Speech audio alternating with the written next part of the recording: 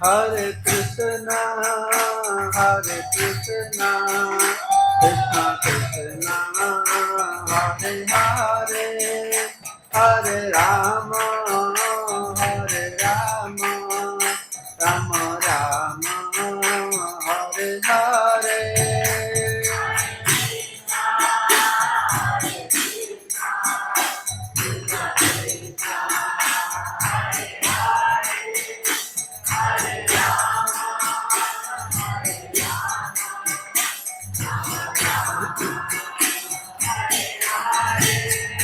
Hare Krishna, Hare Krishna, Krishna Krishna, Hare Hare, Hare Rama, Hare Rama, Rama Rama, Hare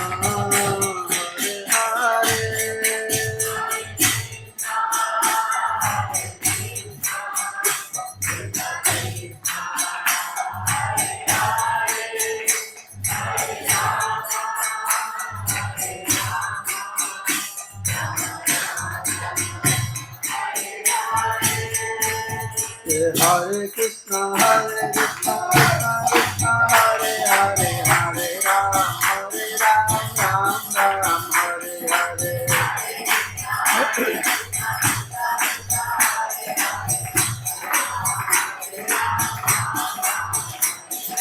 Hare Krishna, Hare Krishna, Krishna Krishna, Hare Hare, Hare Ram, Hare Ram, Ram Ram, Hare Hare.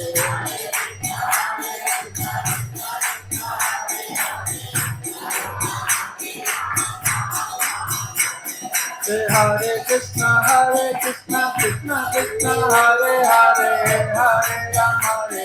Ram Ram, Hare Hare.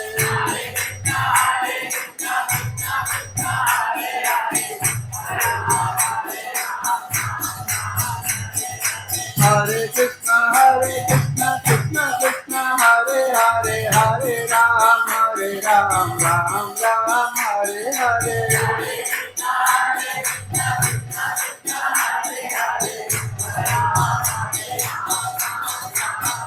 Hare Krishna, Hare Krishna, Krishna Krishna, Hare Hare, Hare Rama, Hare Rama, Rama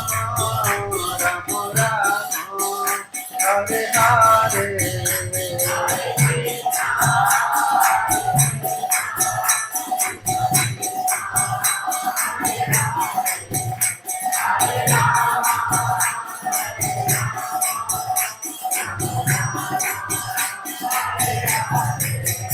Hare Krishna, Hare Krishna, Krishna Krishna, Hare Hare, Hare Rama, Hare Rama, Rama Rama, Hare Hare.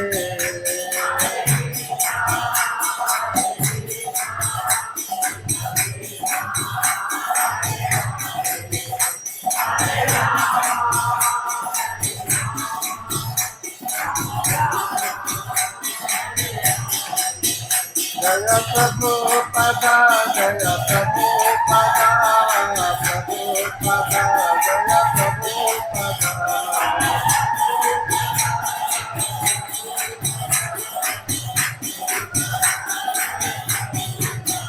Nittaya Hari Jaya, Hari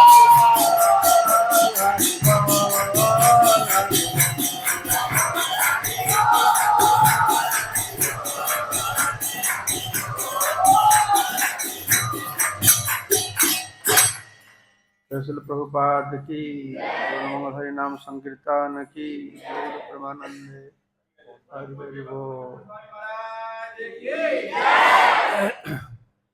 ओम अज्ञानतिमिरान्धस्य ज्ञानाञ्जनशलाकया चक्षुरुन्मिलितं येन तस्मै श्रीगुरवे नमः। नमो विष्णुपदाय कृष्णप्रेष्ठाय भूतले श्रीमते भक्तिवेदान्त स्वामिने नामिने।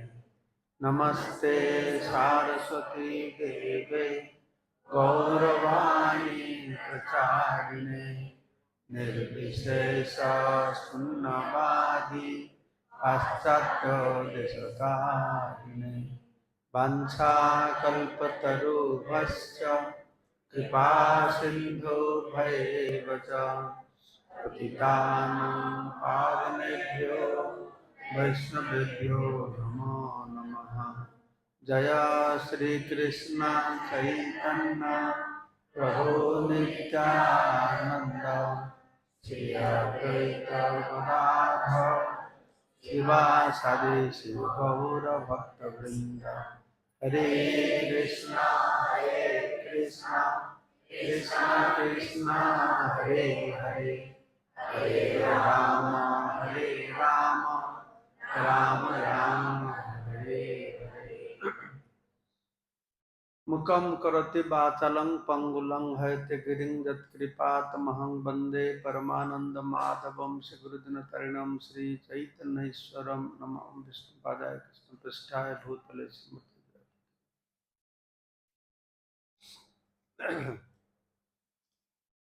तो गौरांगर मधुर लीला jar करने प्रवेशिला हृदय निर्मल भेल तार। So गौरांग महाप्रभु पास टाइम्स बहुत मधुर होता है। गौरांग महाप्रभु का लीला बहुत मधुर होता है और गौरांग महाप्रभु लीला बहुत भाव गंभीर होता है। भगवान विष्णु का लीला वो ऐश्वर्यमय लीला होता है, ऐश्वर्य का लीला, और कृष्ण का लीला माधुर्यमय होता है, माधुर्य लीला। और गौरांग महाप्रभु लीला ये होता है प्रेम पुरुषोत्तम। गौरांग महाप्रभु प्रेम ये भाव का व्यापार होता है। मुनि ऋषि योगी ज्ञानी तपस्वी का लाइफ जो साधना वो शुष्क होता है, ड्राई। लेकिन चैतन्य महाप्रभु जो आंदोलन शुरू किए, मैं कल बताया था कि महाप्रभु इस जगत में नया चीज दिए, यह प्रेम भक्ति, जो प्रेम भक्ति कभी पहले दिया नहीं गया। एक चीज हम लोग को समझना चाहिए, जब भगवान इस धरती पर आते हैं, कभी कभी उनको भगवत्ता का प्रकाश करते हैं, कभी कभी साधारण मनुष्य जैसा ऐसा लीला करते हैं। तो भगवान साधारण मनुष्य जैसा उसे लीला करने से भी वो भगवान है। तो भगवान क्यों साधारण इंसान जैसा ऐसा क्यों लीला करते हैं? इसका कारण ये है, देखिए भगवान विष्णु आएंगे, ये हावड़ा मैदान में उतरेंगे गरुड़ का ऊपर सवार होकर, लाखों लोग आएंगे, दूर से प्रणाम करेंगे। कोई नजदीक जाके उनके कंधे का ऊपर हाथ रख पाएंगे? पाएंगे? नहीं पाएंगे। दूर से प्रणाम करेंगे, दूर से भक्ति करेंगे, दूर से डरेंगे, लेकिन इतना आपन करके भगवान के पास कोई नहीं जाएगा। एक भगवत स्वरूप में भगवान ऐसा लीला करते हैं,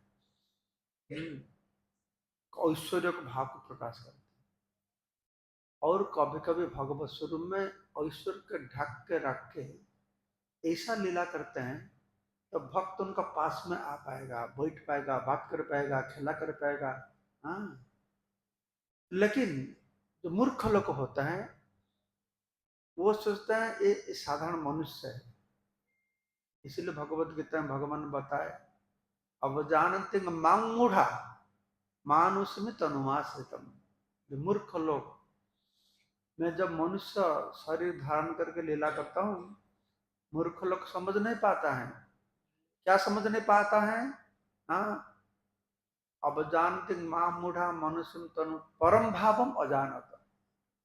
क्या जान नहीं पाता है? परम भाव। ये परम भाव क्या है? ये किससे परे है? कि भगवान का भाव परम भाव है। किससे पर है? एक त्रिगुण से पर है।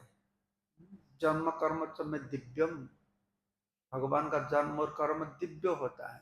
दिव्य का मतलब क्या है? दिव्य मतलब हाँ, अलौकिक। अलौकिक मतलब इस श्लोक का नहीं, उस श्लोक का। उस श्लोक और इस श्लोक में क्या फर्क है? भौतिक आध्यात्म में क्या अंतर है? हाँ हाँ, ये अलौकिक भौतिक ये सब का जड़ है। ये तीन गुण का प्रभाव में है और तीन गुण का प्रभाव से मुक्त है। ये काल का द्वारा नियंत्रित होता है, वो भगवान का द्वारा डायरेक्टली नियंत्रित होता है। भौतिक जगत को भगवान नियंत्रण नहीं करते हैं, वो काल भगवान का एक रूप होता है ना। गीता में भगवान को क्या बताया? कालस्म्य हम, मैं काल। तो स्वयं उधर संचालन करता है और इधर काल स्वरूप में संचालन करता है। इधर सब अनित्य है, परिवर्तनशील है, उधर नित्य है। और एक फर्क है, उधर संबंध प्रेम होता है और इधर का संबंध काम होता है। उधर प्रेम संपर्क है, एक काम संपर्क है। बहुत सारे फर्क होता है। इसीलिए भगवान को समझने के लिए भगवान क्यों ऐसा साधारण लीला करते हैं जिसको देखने से लोगों का मन में ऐसा धारणा आएगा ये कैसा भगवान हो सकता है। हाँ?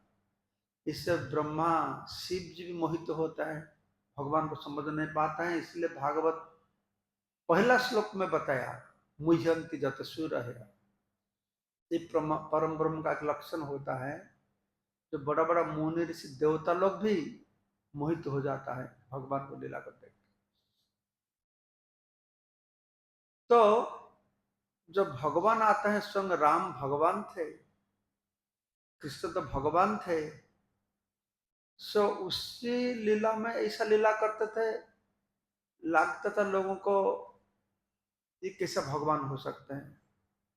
भगवान को वन में भेज दिया, भगवान को पत्नी को असुर चोरी करके ले गया, भगवान रोते हैं ओ मेरा वाइफ को चोरी करके ले गया, ऐसे होता है ना भगवान।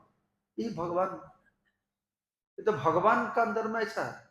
और चैतन्य तो भक्त होकर आए थे, उसमें तो भगवत्ता का उतना प्रभाव लोगों को देखा ही नहीं जाएगा।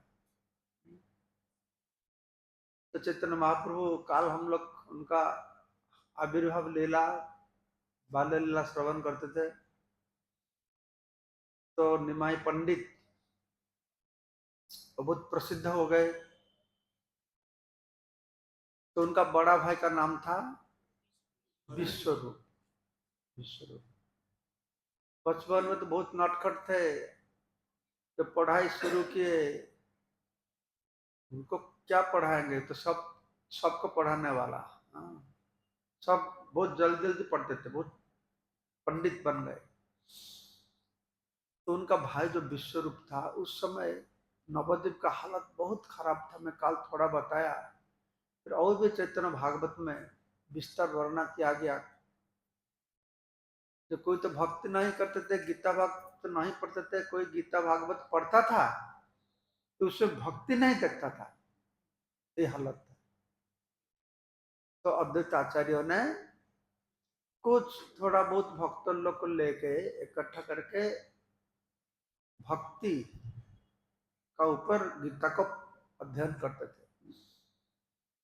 और विश्वरूप हर रोज जाता था उसका श्रवण करने के लिए। वो भी बहुत ज्ञानी पंडित थे और भक्ति शास्त्र में खूब निपुण थे। तो विश्वरूप हर रोज जाते थे। तो कभी कभी विश्वरूप इतना गीता भागवत श्रवण में मग्न हो जाते थे, घर खाने के लिए आने वो भूल जाते थे। तो कभी कभी निमाई जाता था, उनको बोल, माँ खाना बनाने के बाद भेजते थे, निमाई तुम जाओ बड़ा भाई को बोला कर ले आओ। तो निमाई जब जाता था निमाई का सौंदर्य देख के सब भक्त लोग मुग्ध हो जाते थे। दोनों भाई देखने के लिए वो ज्योतिर्मय थे। तो जाके विश्वरूप को कपड़ को जानते हुए घर में जाते खाते थे, खाने के बाद तुरंत वापस चले आते थे। तैसा विश्वरूप इतना आध्यात्मिक ज्ञान हो गया। तो आध्यात्मिक ज्ञान तुम्हारा सफल है कैसे मालूम होगा? आध्यात्मिक ज्ञान का सफलता क्या है? आध्यात्मिक ज्ञान का सफलता से भक्ति, कर्मकांड, ज्ञान, ध्यान, योगो, ये आध्यात्मिक ज्ञान का पूर्णता नहीं है। ये आध्यात्मिक ज्ञान का सफलता नहीं है जब तक भक्ति को प्राप्त नहीं होता है। तो भक्ति मेरा हुआ, भगवान पर तुम्हारा भक्ति बढ़ता है, ये कैसे मालूम होगा? हाँ? भक्ति परेशानुभव विरक्ति। जब भक्ति किसका मन में जागृत होता है तो क्या लक्षण होगा? वो परम ब्रह्म का अनुभव करेंगे। जितना परम ब्रह्म का अनुभव करेंगे उतना संसार का प्रति विरक्ति भाव आएगा, भौतिक जीवन का प्रति विरक्ति भाव आएगा। मेटेरियल अचीवमेंट, भौतिक जगत में कैसा बड़ा, इसका विरक्ति आ जाएगा। ये भौतिक जगत कितना असार है, सिर्फ असार नहीं, सब दुख का कारण है। और समझ पाएंगे दुखालम असस्तम, इसको बोलते हैं ज्ञान। जन्म मृत्यु जरा व्याधि दुख दुसान दर्शनम। भक्ति, परेशानुभव, विरक्ति, ये तीन चीज एक साथ में आता है। भक्ति होता है भगवान का अनुभव होता है, भगवान का अनुभव होता है तो भौतिक वस्तु प्रति अनासक्ति आता है। जैसा ठीक खाना खाने से क्या होता है? तृप्ति आता है और क्षुधा क्षुधा चला जाता है, शरीर का पुष्टि होता है, पुष्टि होता है, पुष्टि, ये तीनों चीज साथ साथ होता है। ये भी ऐसा ही है। तो उनका संसार का वैराग्य, उनको उस समय तो ऐसा समाज का अवस्था बहुत खराब था। तो उन्होंने सोचा ये अभी हालत जो है समाज का, इस समाज को छोड़ के जंगल में रहना अच्छा है, जानवर के साथ रहना अच्छा है। समाज हालत इतना, तो भगवान को भक्ति करने के लिए वो सन्यास लेके चले गए और सब लोग दुखी हो गए। और सच्ची माता जगन्नाथ मिश्र तो रोने लगे, मूर्छा कि पे इतना अच्छा लड़का घर छोड़ के चला गया। तो सब जो आत्मा से जो लोग थे सब लोग समझाए, अरे तुम क्यों ऐसा करते हो? जिसका घर में कोई सन्यास लेते हैं उनका लक्ष्य पूर्व पुरुष वैकुंठ जाता है, कुछ नहीं करके भी जाता है। इसे शास्त्र में बताया गया, किसी का घर में एक वैष्णव पुत्र जन्म होता है तो पूर्व पुरुष जो जिधर है, कोई ब्रह्मलोक है, कोई जमलोक है, कोई भूत प्रेत है, जो जिधर है तो आनंद में नृत्य करते हो, अंत में एक वैष्णव पुत्र जन्म हो गया तो हम लोग सब छुटकारा उद्धार मिल जाए। घर में सब बेटा पुत्र चार मांगते हैं ना, पुत्र क्या मांगते हैं, बेटी क्यों मांगते नहीं, पुत्र क्यों मांगते हैं ना? पुत्र श्राद्ध करेगा, इसीलिए ना श्राद्ध देने से मेरे को मुक्ति मिल जाएगा। तो श्राद्ध में क्या होता है? गया जाते हैं श्राद्ध देने के लिए। श्राद्ध ब्राह्मण लोग क्या करते हैं मालूम है आपको? हाँ, विष्णु का प्रसाद आत्मा को पिता को खिलाते हैं। तुमको ये मालूम है विष्णु का प्रसाद खाने से मुक्ति मिलेगा, तो पिता माता मरने के बाद तुम प्रेतात्मा खिलाते हो, तो जिंदा है तुम तो खिलाते नहीं। जब जिंदा है तब तो प्रसाद खाने से तो हो जाता था ना। लोग इतना बेवकूफ है, तो मरने के बाद प्रेतात्मा को बोला कि विष्णु प्रसाद खिलाते हैं, जब तक जिंदा है तब तो खिलाते नहीं। ऐसा विचार होता है। तो ये तो सब छोड़ के जो सन्यास ले लेगी, बोले तुम सोचो मत, तुम्हारा उद्धार सब मिल गया, क्या करेंगे? आपको समझते निमाई था, तो निमाई को मुख देख के ठीक है तो एक चला गया और तो एक है, लेकिन जगन्नाथ मिश्र का भरोसा नहीं था। इसका ऊपर क्या भरोसा है, ये भी कभी सन्यास लेके चला जाएगा। वो डर गए, क्यों? इनका अच्छा पढ़ाई करते थे, अच्छा शास्त्र ज्ञान होता था, बोलते इसको शास्त्र ज्ञान हो जाएगा, इसका भाई बड़ा भाई का शास्त्र ज्ञान है, वो तो भाग गया, इसको शास्त्र ज्ञान हो जाएगा तू भी भाग जाएगा। फिर सच माता को बुलाए, बताए देखो हमारा तो एक लड़का चला गया, ये जैसे पढ़ाई करेगा ये भी हमको छोड़ के चला जाएगा, तो हमारा क्या हालत होगा, हम तो मर जाएंगे। तो मेरे मन में विचार आता है, इसको और पढ़ने मत दो, इसको स्कूल बंद कर दो, पढ़ाई बंद कर दो। तो फिर निमाई को बुलाया, देखो बाबा तुमको पढ़ना जरूरत नहीं है। तो उनका माँ बता रहे हो नहीं पढ़ेगा तो जीविका निर्वाह होगा कैसा, उसको तो कोई कन्यादान नहीं करके शादी करने दे, जो मूर्ख है तो कौन करना देगा। तो जगन्नाथ को समझाए, सब भगवान देते हैं। तो बोला मैं तो बहुत बड़ा पंडित हूँ, मैं इतना धन नहीं है, और जो लोग स्कूल देखा नहीं, देखो कितना अच्छा में रहते हैं, ऐसा जगत में नहीं होता है। लोग पढ़ाई क्या नहीं कोटिपति होता है, पंडित लोग खाना नहीं मिलता है, सब समझाया। तो सब भगवान देंगे, तुम चिंता मत करो। सच में तुम्हें बोला तुम जैसा पतिव्रता माँ है, माँ है, समझे कुछ अभाव नहीं रहेगा।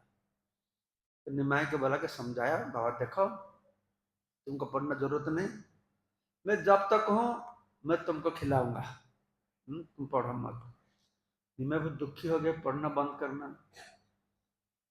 तो पिता को लेकिन धर्म पालन, धर्म सिखाने वाला, तो पिता बोलते हैं ठीक है पिताजी मैं स्कूल नहीं जाऊंगा।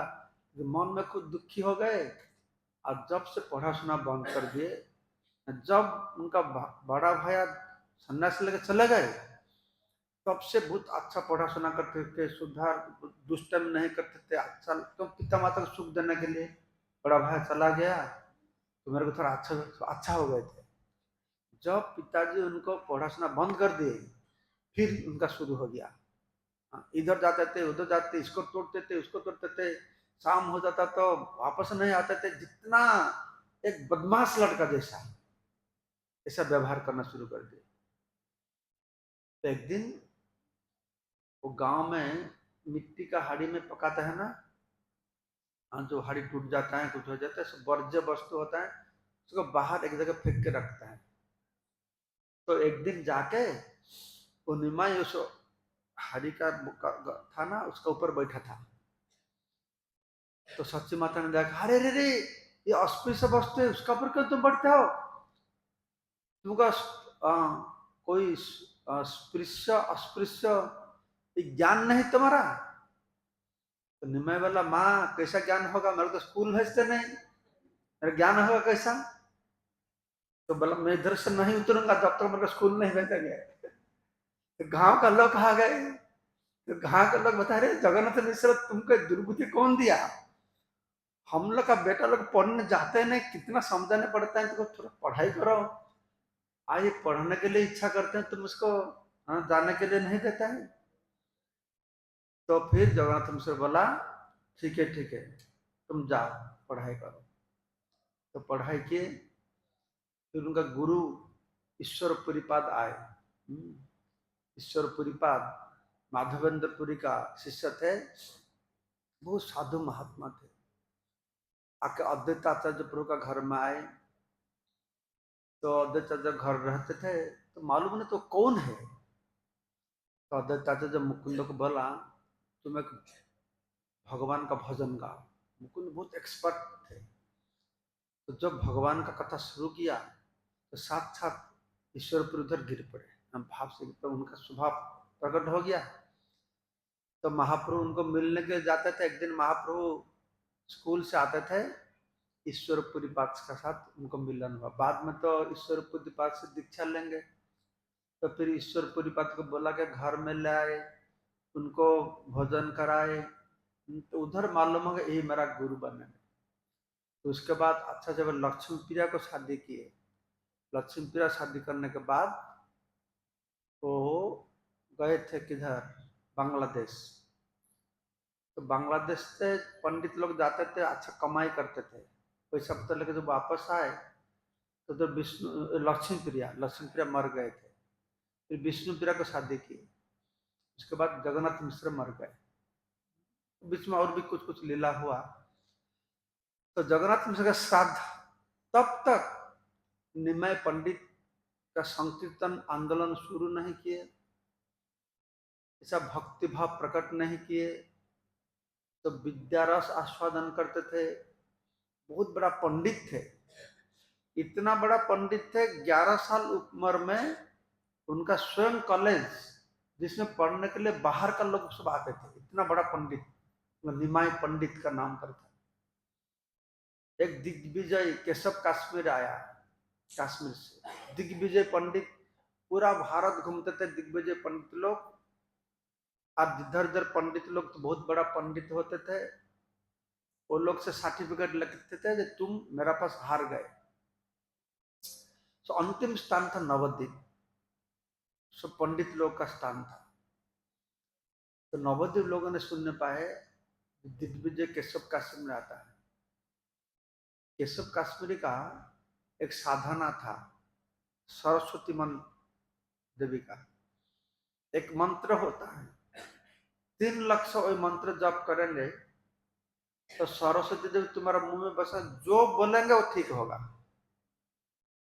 3 लाख बार मंत्र जप करने पड़ेगा। ये मंत्र पुराण में है, मेरे को मालूम है। किसको चाहिए ये मंत्र? 3 लाख जप करने पड़ेगा, जो बोलेंगे वो ठीक हो जाएगा। किसको चाहिए? हाथ उठा। 2-4 हाथ उठाते हैं। तो महामंत्र मिला सफिशिएंट नहीं है, सरस्वती मंत्र चाहिए। जो महामंत्र प्रेम मिलेगा उसको भी ज्यादा मन नहीं। सरस्वती मंत्र करने से मुंह में जो आएगा उसको लोग चले जाएंगे। तो हे केशव काश्मीर ऐसा थे। और जब नवद्वीप के लोगों ने सुने केशव काश्मीर आ रहा है, कौन उनको फेस करेगा? सब क्या किए, सब उनका बेटी का घर पर चले गए। कोई बोला मेरा पेट में दर्द है, कोई बोला कोई घर से निकले नहीं। तो वो लोगों ने बताया ठीक है, वो केशव काश्मीर आता है तो उसको निमाय के पास भेज दो, वो तो बच्चा है, वो बच्चा हार जाएगा तो इतना बदनाम नहीं है, लेकिन हम लोग जाएंगे हार जाएंगे तो बहुत बदनाम हो जाएगा। तो वो तो केशव काश्मीर था, हाथी घोड़े हजारों लोग साथ में थे, बहुत ठाट बाट लेकर आते थे। तो नवद्वीप का कोई भी पंडित लोग उनका सामने में आया नहीं। वो ढूंढता था किसके पास जाऊंगा, तर्क करूंगा। वो न्याय शास्त्र तर्क करते थे, और महाप्रभु तो तर्क में बहुत एक्सपर्ट थे। तर्क, ग्रामर, न्याय में इतना एक्सपर्ट थे। तो एक तर्क में बात बताएंगे तो बोलेंगे तुम प्रमाण करो, मैं जो बोलता हूँ ठीक ना भूल है। तो जो लोग सुनते थे ना ना ये तो पूरा ठीक है, फिर महाप्रभु बताते ये पूरा भूल है, बताते ये भूल है कि नहीं, हाँ पूरा भूल है। फिर महाप्रभु ना फिर ऐसा बताते ऊपर ठीक है, सबको बेवकूफ बनाते थे। और जो वैष्णव लोग थे वो लोग तो न्याय तर्क की इच्छा, वो तो भगवान का बात कथा करेंगे, बस अच्छा में रहेंगे। और निमाय पंडित इतना सुधार आदमी थे, तो वैष्णव को देखने से उनको बहुत परेशानी करते थे। इतना परेशानी करते थे, कोई वैष्णव लोग देखते थे निमाई सामने में आते हैं तो दूसरा रास्ता हो जाते थे। पंडित तो विद्यारस आस्वादन करते। तो एक दिन गंगा के किनारे पर, हाँ, निमाई पंडित उनको कुछ छात्रों को लेकर बैठे थे, गंगा का शोभा दर्शन करते थे। तो केशव काश्मीर घूमते घूमते आ गया उधर। बोला तुम कौन हो? मैं निमाई पंडित। बहुत नम्र थे। महापुर का एक अच्छा ट्रिक था, जो कि बड़ा पंडित आते थे, केशव काश्मीर हो, काशानंद सरस्वती हो, सार्वभौम भट्टाचार्य हो, हर जगह पर आप मार्क करेंगे उनका एक ट्रिक था। जिधर जाते थे फास्ट प्रेजेंट करते थे, मैं मूर्ख हूं, कुछ मालूम नहीं है, आप मेरे को सिखाए, मैं तो बच्चा हूं, ऐसा बताते थे। और वो लोग जब बोलना शुरू करते थे तो उसके बाद महापुरुष ऐसा मेडिसिन देते थे, फिर सबको लाइन करते थे, सबका पास एक ही ट्रिक। हम लोग जैसा ना, किसी के पास जाने से हम लोग हमारा हमारा जो क्या वाग्मिता का बहुत प्रकाश करता है, मैं इतना जानता हूँ। महापुरुष नहीं करते थे, सब छुपा के रखता है, बोलते मैं खूब विनय भाव करते थे। जब प्रकाशानंद, जब केशव काश्मीर बनारस में हाँ, बोला है उनको, तुम क्यों आते नहीं, तुम तो सन्यास। महाप्रभु क्या किया, सब जाकर बड़ा बड़ा स्टेज में से बैठा है, बड़ा बड़ा सीन। वो लोग जिधर पैर धोते थे उधर जाकर बैठ गए। हम लोग करेंगे ऐसा? हम लोग तो मन में सोचेंगे कैसा एकदम हमको खूब रिस्पेक्टफुली रिसेप्शन किया जाएगा, बस है थोड़ा रिस्पेक्ट इधर उधर मन कैसा हो जाओ, मेरे को रिस्पेक्ट क्या नहीं, मेरे को सामने लाइन में बैठ के दिया नहीं, ऐसा भाव आता है ना। तो महाप्रभु भाव को स्टडी करना चाहिए। सार्वभौम भट्टाचार्य बहुत विद्वान थे। महाप्रभु को बोला 24 वर्ष की उम्र में सन्यास ले लेना। तो महाप्रभु को बोला, अरे तुम इतना कम उम्र में सन्यास लिया, तुम तो वेदांत ज्ञान नहीं है, तुम सन्यास को धारण करके रख पाएंगे?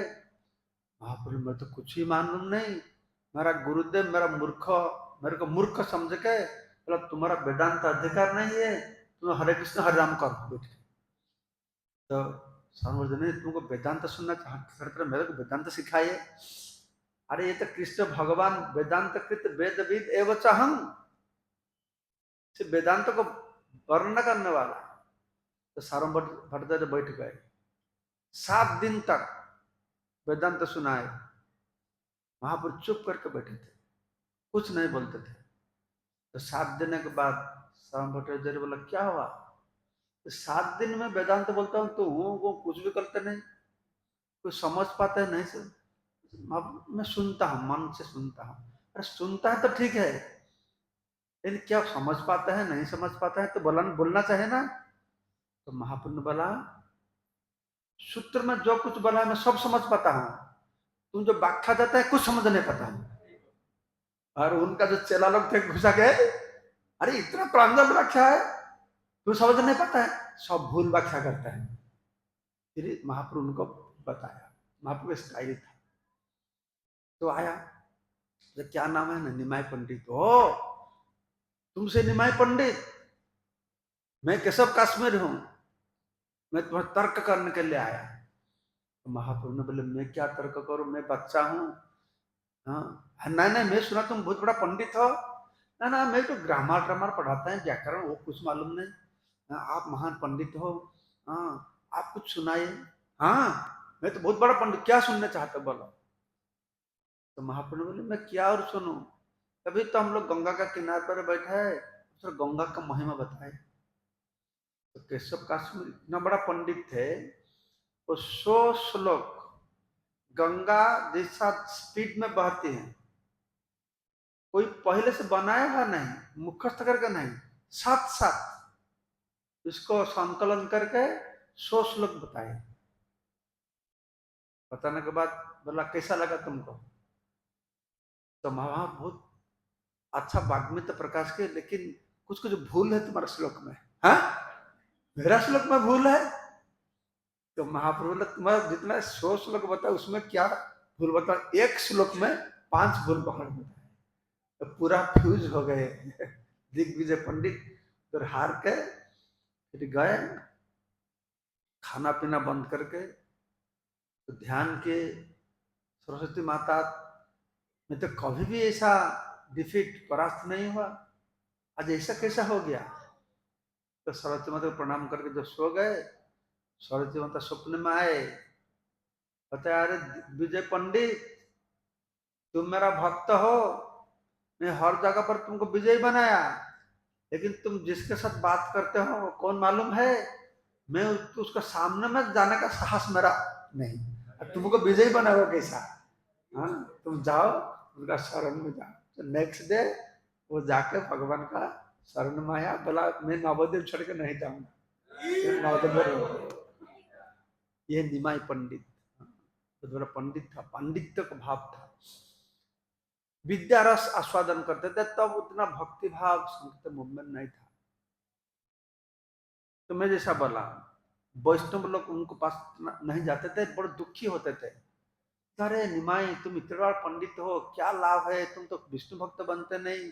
तो महाप्रभु बोलते थे, मैं एक दिन इतना बड़ा विष्णु भक्त बनाऊंगा तो सबको दिखा दूंगा। हाँ, जब तो जब जगन्नाथ मिश्र प्रकट हो गए तो महाप्रभु गए गया में श्राद्ध पिंडदान देने के लिए। तो गया से जब वापस आए तो नवद्वीप का लोग कुछ मिलने के लिए गए। तो तीर्थ, तब तक तीर्थ यात्रा एरोप्लेन नहीं था, ट्रेन नहीं था, कार नहीं था, पैदल में जाते थे। तो गया पैदल में गए, पूरा 15-20 दिन लगा। तो वापस आए। उस समय तो 4 धाम यात्रा करते थे, पैदल में जाते थे।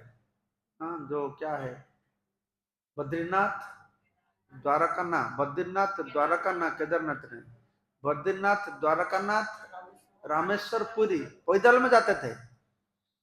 मेरा माँ बोलते थे, जब कोई गांव का लोग ऐसा जाते थे तीर्थ यात्रा करने के लिए, वो जाने से पहले आपका श्राद्ध करके जाते थे।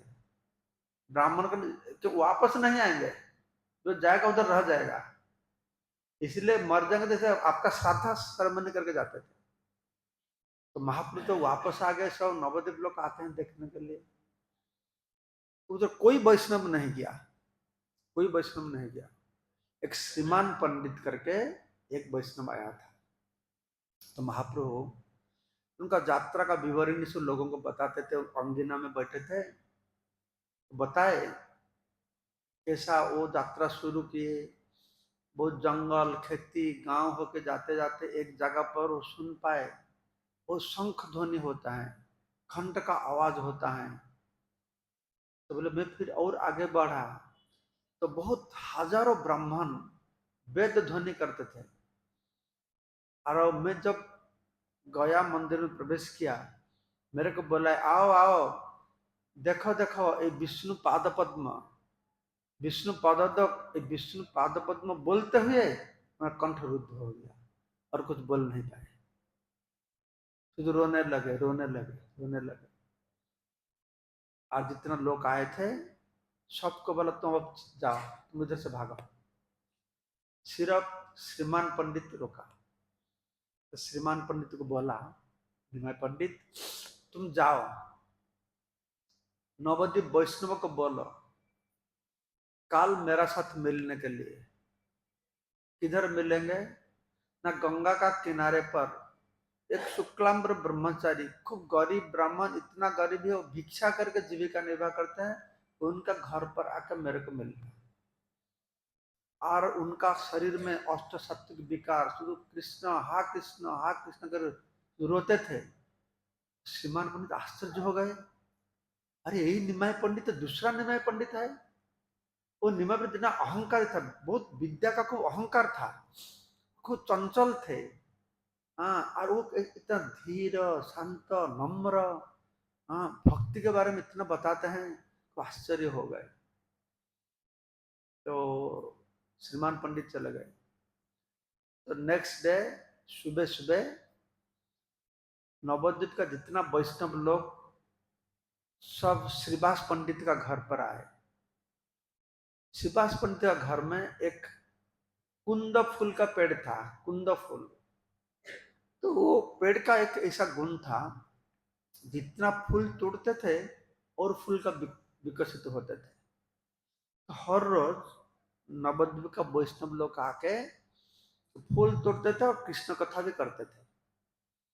तो इस उसी दिन श्रीमान पंडित थोड़ा लेट में गया। श्रीमान पंडित जब पहुंचा बहुत खुश है। तो सब लोगों ने पूछा है निमाय पंडित क्या हो गया तुमको, तुम इतना खुश लगते हैं क्यों? तो श्रीमान पंडित बोला, अरे मैं क्या खुश है, मैं ऐसा बात बताऊंगा तुम सब खुश हो जाएंगे। तो सब तो सोचते थे ना ये इतना बड़ा पंडित क्यों भक्त नहीं होता है।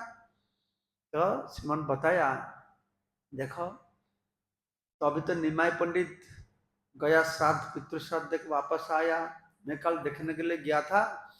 तो ऐसा वर्णन करते जब विष्णु पादपद्म श्रवण किया तो उनका कंठ रुद्ध हो गया, रोने लगा।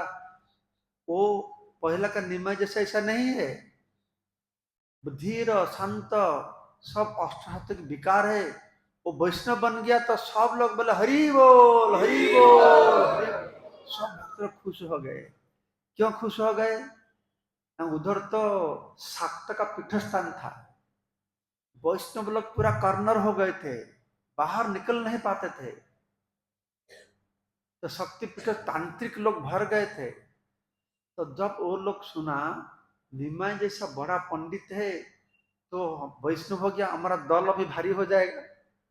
तो वो लोगों ने बोले ठीक है, अभी निमाई हमारा दल में आ गया, दल भारी हो जाएगा, जितना काली भक्त है सबका गर्दन काटेंगे हम लोग का पैसा। ऐसा लिखा है चैतन्य भागवत में। इतना खुश हो गए।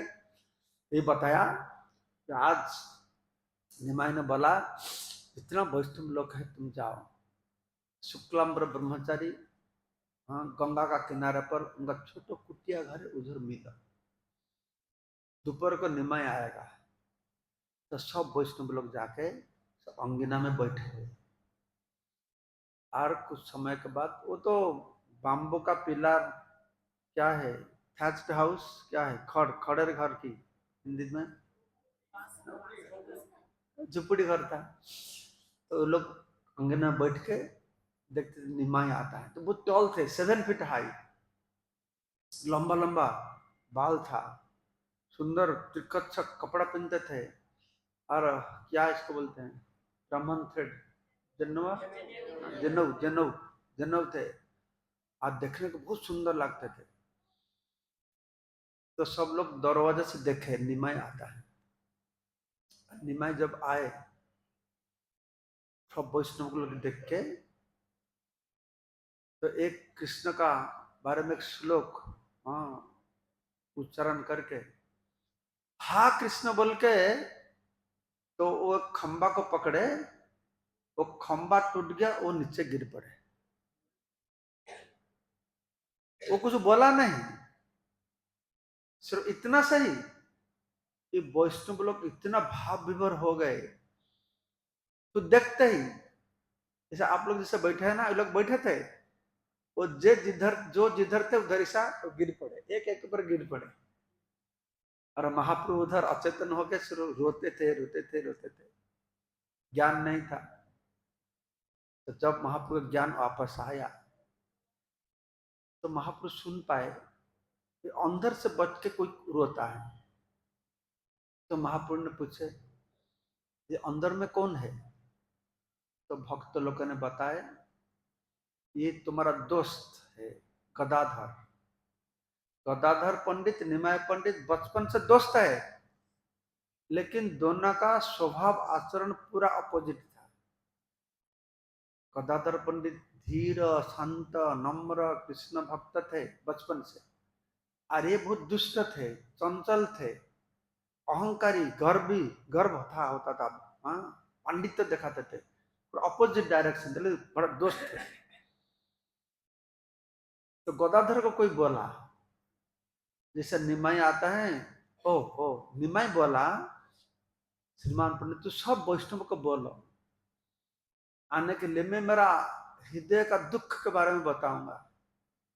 मैं हृदय इतना दुख में भरा हुआ, ये नौबत में मेरा दुख के बारे में सुनने के लिए कोई देखते नहीं, वैष्णव लोग को बोला मैं उनको मैं दुख के बारे में बताऊंगा। तो गदाधर सुना, क्या निमाई दुख के बारे में बताऊंगा? हाँ, तो आगे आके घर में छुप के बैठा था। तो महाप्रभु जो सुना गदाधर, तो महाप्रभु गए अंदर में। तो महाप्रभु देखे गदाधर मुंह को नीचू करके, वो निमाई को देखा ही नहीं। ये लोग तो देखने के बाद इतना भाव प्रबन हो गए। तब उधर बैठ के सुधर रोता था रोता था रोता था। तो महाप्रभु बोलते हैं तो मैं आया लोगों को सिखाने के लिए। क्या सिखाने के लिए? क्या सिखाने के लिए आया मैं? कैसा रोना है, रोना है। लोगों को रोना सिखाने के लिए मैं आया। कौन कौन रोने के लिए चाहते हैं? रोने के लिए। आप लोग रोते हैं कभी? रोते हैं किसी लिए रोते हैं? कुछ खो गया, कुछ मर गया, हाँ, बिजनेस खराब हो गया, हाँ, ये इससे रोते हैं। तो महाप्रभु आए एक दूसरा, हाँ, रोने के लिए। इसलिए गौरव गोविंद गोस्वामी महाराज बोलते थे Mahaprabhu came to create a crying movement, crying. Chaitanya Bhagavat आप पढ़ेंगे तो देखेंगे कैसा अहर्निश कीर्तन करना रोना, कीर्तन करना रोना, बस इतना ही था। वो प्रभाव, वो दूसरा प्रभाव था।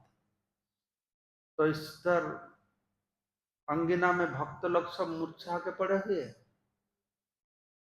अंदर में गदाधर पंडित वो रोते थे। और जो जाह्नवी का किनारे पर ऐसा होता था, संकीर्तन का पहला सूचना इधर ही हुआ। और जाह्नवी देवी इससे खुश होकर बहुत उत्ताल तरंग उधर होता था। चैतन्य महाप्रभु ने आए, संकीर्तन का फर्स्ट इंडिकेशन दिया हुआ, एक बड़ा ब्राह्मण का घर में नहीं, धनी का घर में नहीं, किसी का घर में, एक बेगर। हाँ, महाप्रभु आए, महाप्रभु आए किसी को उद्धार करने के लिए। हाँ, पापी तापी जत छिल हरिनाम में उद्धार लो तार साखी। महाप्रभु का कृपा पाने के लिए कौन योग्य है? क्या योग्यता चाहिए महाप्रभु की कृपा पाने के लिए? क्या होता? श्रद्धा होना चाहिए। और क्या होना चाहिए? महाप्रभु कृपा पाने के लिए हमको क्या योग्यता चाहिए? श्रद्धा चाहिए, हाँ, नम्र होना चाहिए, और बोलो जो मन में आता है, हाँ, हरि नाम करना चाहिए महाप्रभु की कृपा पाने के लिए। और कौन योग्यता चाहिए? सुनना तो भी सुनित होना चाहिए। हाँ, इसका याद आ गया। महाप्रभु का कृपा पाने के लिए तुमको सबसे बड़ा पापी होने पड़ेगा। जो सबसे पतित है, महाप्रभु ने एक कैंडल मोमबत्ती लेकर ढूंढते हैं, कौन है सबसे पतित है? तो जो सबसे पतित है मैं उनको दूंगा, क्या दूंगा? ब्रह्मांड दुर्लभ वस्तु दूंगा, सबसे पतित है। तो मैं जब क्लास में बताया, क्लास के बाद में एक यूथ फोरम का बेटा मेरे को पूछा, लड़का, महाप्रभु महाराज, तो पतित सबसे पतित होना, महाप्रभु का कृपा पाने का यदि एक योग्यता होता है, तो मैं काल से कोशिश करूंगा सबसे पतित बनने के लिए, सबसे बड़ा पापी बनने के लिए। तो मैं पूछा, तो तुम क्या सोचते हो, तुम अभी पतित नहीं हो? पतित बनेंगे? हाँ, इसीलिए तुमको प्रेम नहीं मिलता है। क्यों? हम लोग सब सोचते हैं मैं पतित नहीं हूं। जब मेरा ये अनुभव आ जाएगा मैं कितना पतित हूं, टकाटक लग जाएगा। ये हम लोग सोचते हैं मैं 15 साल हो गया, 20 साल हो गया, इतना नाम करता हूं, तो प्रेम किधर है? प्रेम तो मिलता नहीं। इसलिए मिलता नहीं क्योंकि हम लोग आपको, मैं कितना पतित हूं ये चर्चा नहीं करता है। मैं कितना महान हूं, कितना अच्छा सेवा किया, कितना अच्छा क्लास देता हूं, कितना अच्छा कीर्तन कर, इसका पर ज्यादा ध्यान है। लेकिन मैं कितना पतित हूं इसका पर ध्यान नहीं है। जब हमको ये अनुभव होगा, ये कृष्ण प्रेम चैतन्य महाप्रभु की कृपा को हम लोग क्या कर पाएंगे? हाँ, आकर्षण कर पाएंगे। तो महाप्रभु बताए, तो बताए, जब मैं ऐसा गया था, मैं पितृ साधक के लिए गया था, विष्णुपाद पद्म दर्शन किया, उधर से गुरुदेव से ईश्वर परिपाद से हरिनाम दीक्षा लिया। जब वापस आता था तो कानाई नाटशाला करके एक स्थान है, आप लोग गए? कौन कौन गए? बहुत अच्छा है ना, बहुत सुंदर है। वो गंगा का किनारे पर, उधर गंगा बहुत बड़ा है, आपका इधर का गंगा जैसा नहीं, इस पर उसको देख नहीं पाएंगे। और एक टीला का पहाड़ का ऊपर एक तरफ गंगा है, एक तरफ से बड़ा बड़ा पहाड़ है, और सूर्य उदय सूर्य अस्त होता, इतना सुंदर लगता है उधर। उधर तो पहले कुछ नहीं था, एक साधु बाबा रहते थे, क्या नरसिंह देव ने, क्या है, रामानुज संप्रदाय का, हाँ, नरसिंह ब्रह्मचारी थे, दाढ़ी वाला। वो जाने से पहले गुरु महाराज को मंदिर देखे गए, कैसा, हाँ, वो उनका थे क्या, उनको बोल, हाँ, महंत, महंत, तो गुरु महाराज को महंत बना के गए। तो उसके तो अभी तो बहुत, गुरु महाराज राधा कन्हैयालाल, ये भी गेस्ट हाउस का गवर्नमेंट भी बहुत खर्च किया, आप लोग को जाना चाहिए, और एक ग्रुप टूर बना, बहुत अच्छा है, हाँ, उस स्थान पर। तो बोला मैं उधर जब आया तो महाप्रभु ने देखा, कमाल श्यामल एक बालक सुंदर, बहुत सूरत, कमाल श्यामल वर्ण का एक बालक है, बांसुरी बजाता, मुस्कराता था।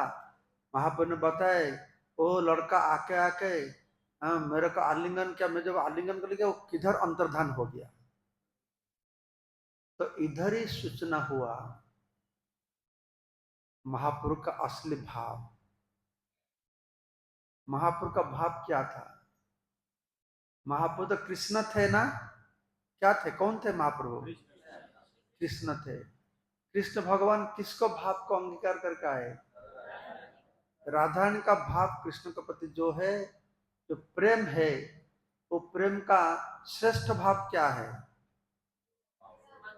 मैं कल बताया था, हाँ, विरहम।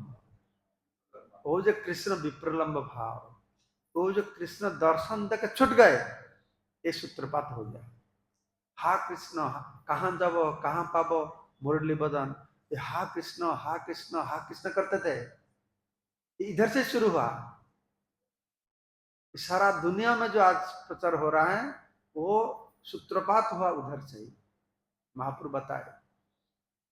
तो इसके बाद महाप्रभु संपूर्ण भावांतर हो गए थे, और जो पाठशाला में पढ़ाने के लिए गए, और वो व्याकरण न्याय तर्क नहीं, जो कुछ होता था कृष्ण ही बोलते थे, कृष्ण ही बोलते थे। जब बच्चे लोग बोले क्या हो गया निमाई को, ये पागल हो गया ना क्या? तो जाके उनको गुरुदेव गंगादास पंडित को बताया, तो उसे समझाओ ये निमाई का क्या हो गया। तो गंगादास पंडित निमा को समझाए, मैं क्या करूं, ये क्या किबा मंत्र देला गोसाई किबा तार बल, जपिते जपिते मंत्र करे पागल।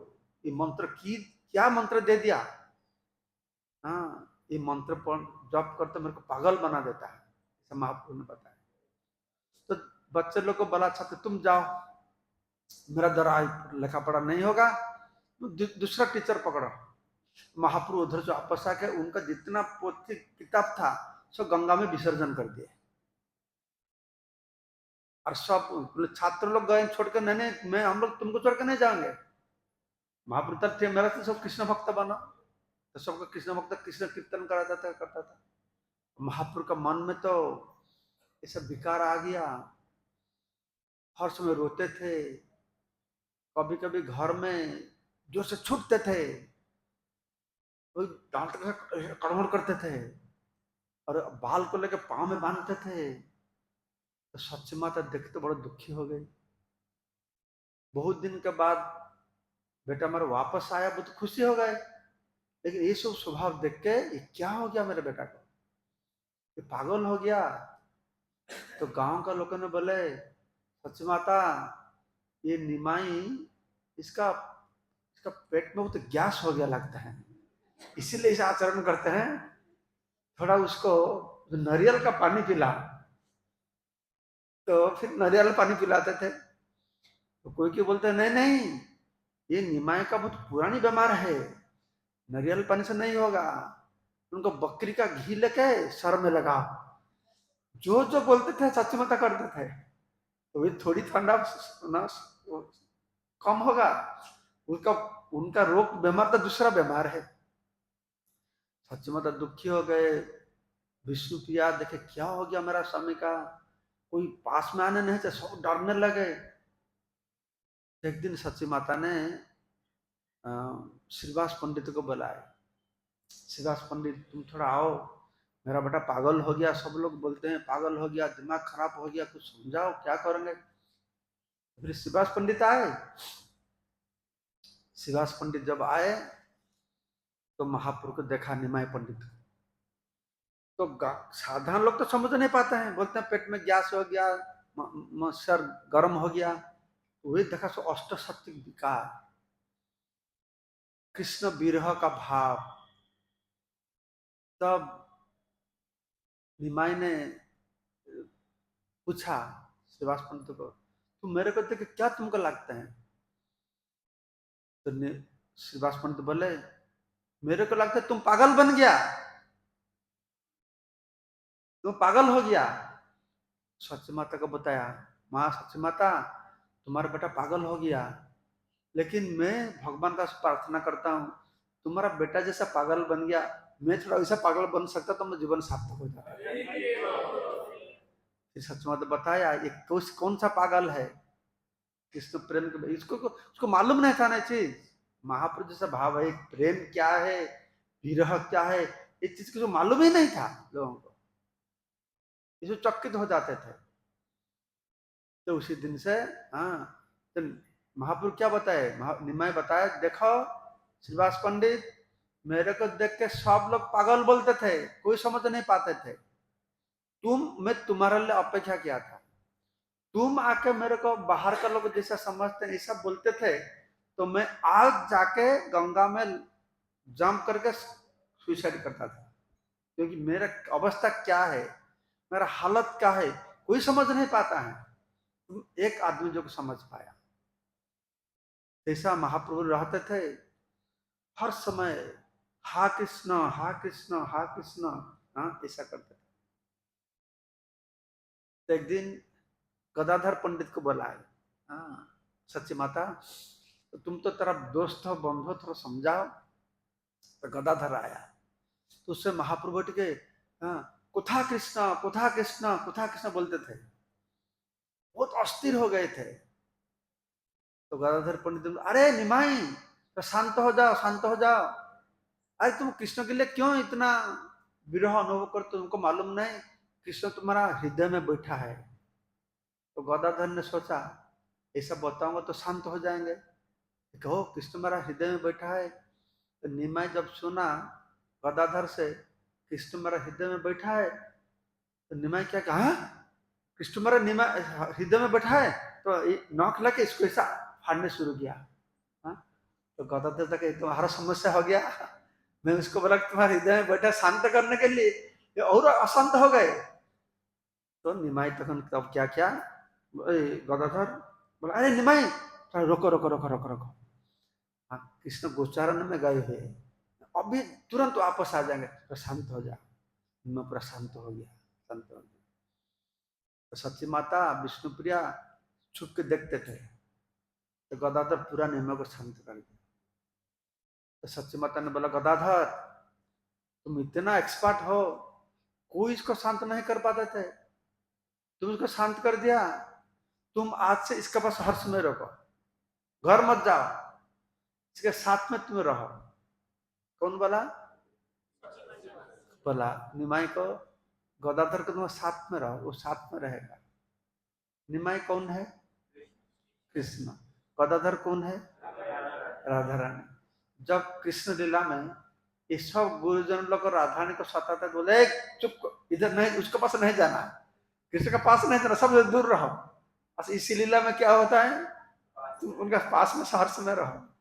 वो तो राधा रानी का इच्छा था, मैं बेटी होकर क्यों जन्म लिया, हाँ एक ग्वाल वाला हर समय कृष्ण के साथ रहता है, जब बेटा होकर जन्म लाभ करता था तो हर समय कृष्ण के पास रहते थे। तो गदाधर तो राधा रानी थे, तो हाँ कृष्ण के पास में गदाधर रोके। ऐसा महाप्रभु का लीला शुरू हुआ, तो सब कुछ लीला होता था श्रीवास अंगना में। जितना सारी लीला हुआ चैतन्य भागवत में आप पढ़ेंगे, महाभाव प्रकट किए, 7 प्रहर का कीर्तन हुआ। महापुरुष तो ऐसा भक्त लोग का हमें भक्ति भाव दिखाते थे, कभी कभी अंतरंग में वो भगवान है, वो उसको भी प्रकट करते थे। एक बार ऐसा हुआ, श्रीवास अंगन में कीर्तन होता था, तो महाप्रभु वो विष्णु सिंहासन पर उठ चढ़ गए, चढ़ के उनको महाभाव प्रकाश किए। एक एक भक्त को बुलाए, गंगादास इधर आओ, तुम बताइए, तुमको याद है एक दिन तुमको काजी मुसलमान पुलिस भेजा था तुमको पकड़ने के लिए, तुम डर गया, तुम्हारा पत्नी को स्पर्श करेंगे, इससे डर के तुम गंगा किनारे पर जाकर भागने के लिए कोशिश करते थे, याद है। हाँ हाँ प्रभु जी ऐसा हुआ था। तो तुम जब गंगा का किनारे पर गए तो कोई नहीं था तुमको उस पार लेने के लिए, तुमको मालूम है एक नाव वाला आया, हाँ हाँ प्रभु जी, महाप्रभु एक नाव वाला आया मेरे गंगा को उस पर लेने के लिए। तो महाप्रभु ने बोला तुमको मालूम है, हाँ और नाव को चलाने वाला कौन था, मैं था, मैं आया तुमको उद्धार करने के लिए। तो गंगादास देखते हैं ये सही बात है, तुम आ गया, क्या प्रमाण है? तो महाप्रभु समझ गए ये विश्वास नहीं करते हैं। तो महाप्रभु ने बोला तुमको याद है वो जो नौका वाला आया था, तुम उसको बोला मैं तुमको 1 रुपया बख्शिश दूंगा, तुम मेरे को उस पर ले जाओ, ये सही बात है? हाँ मैं तो बोला था। तो पूरा विश्वास हो गया।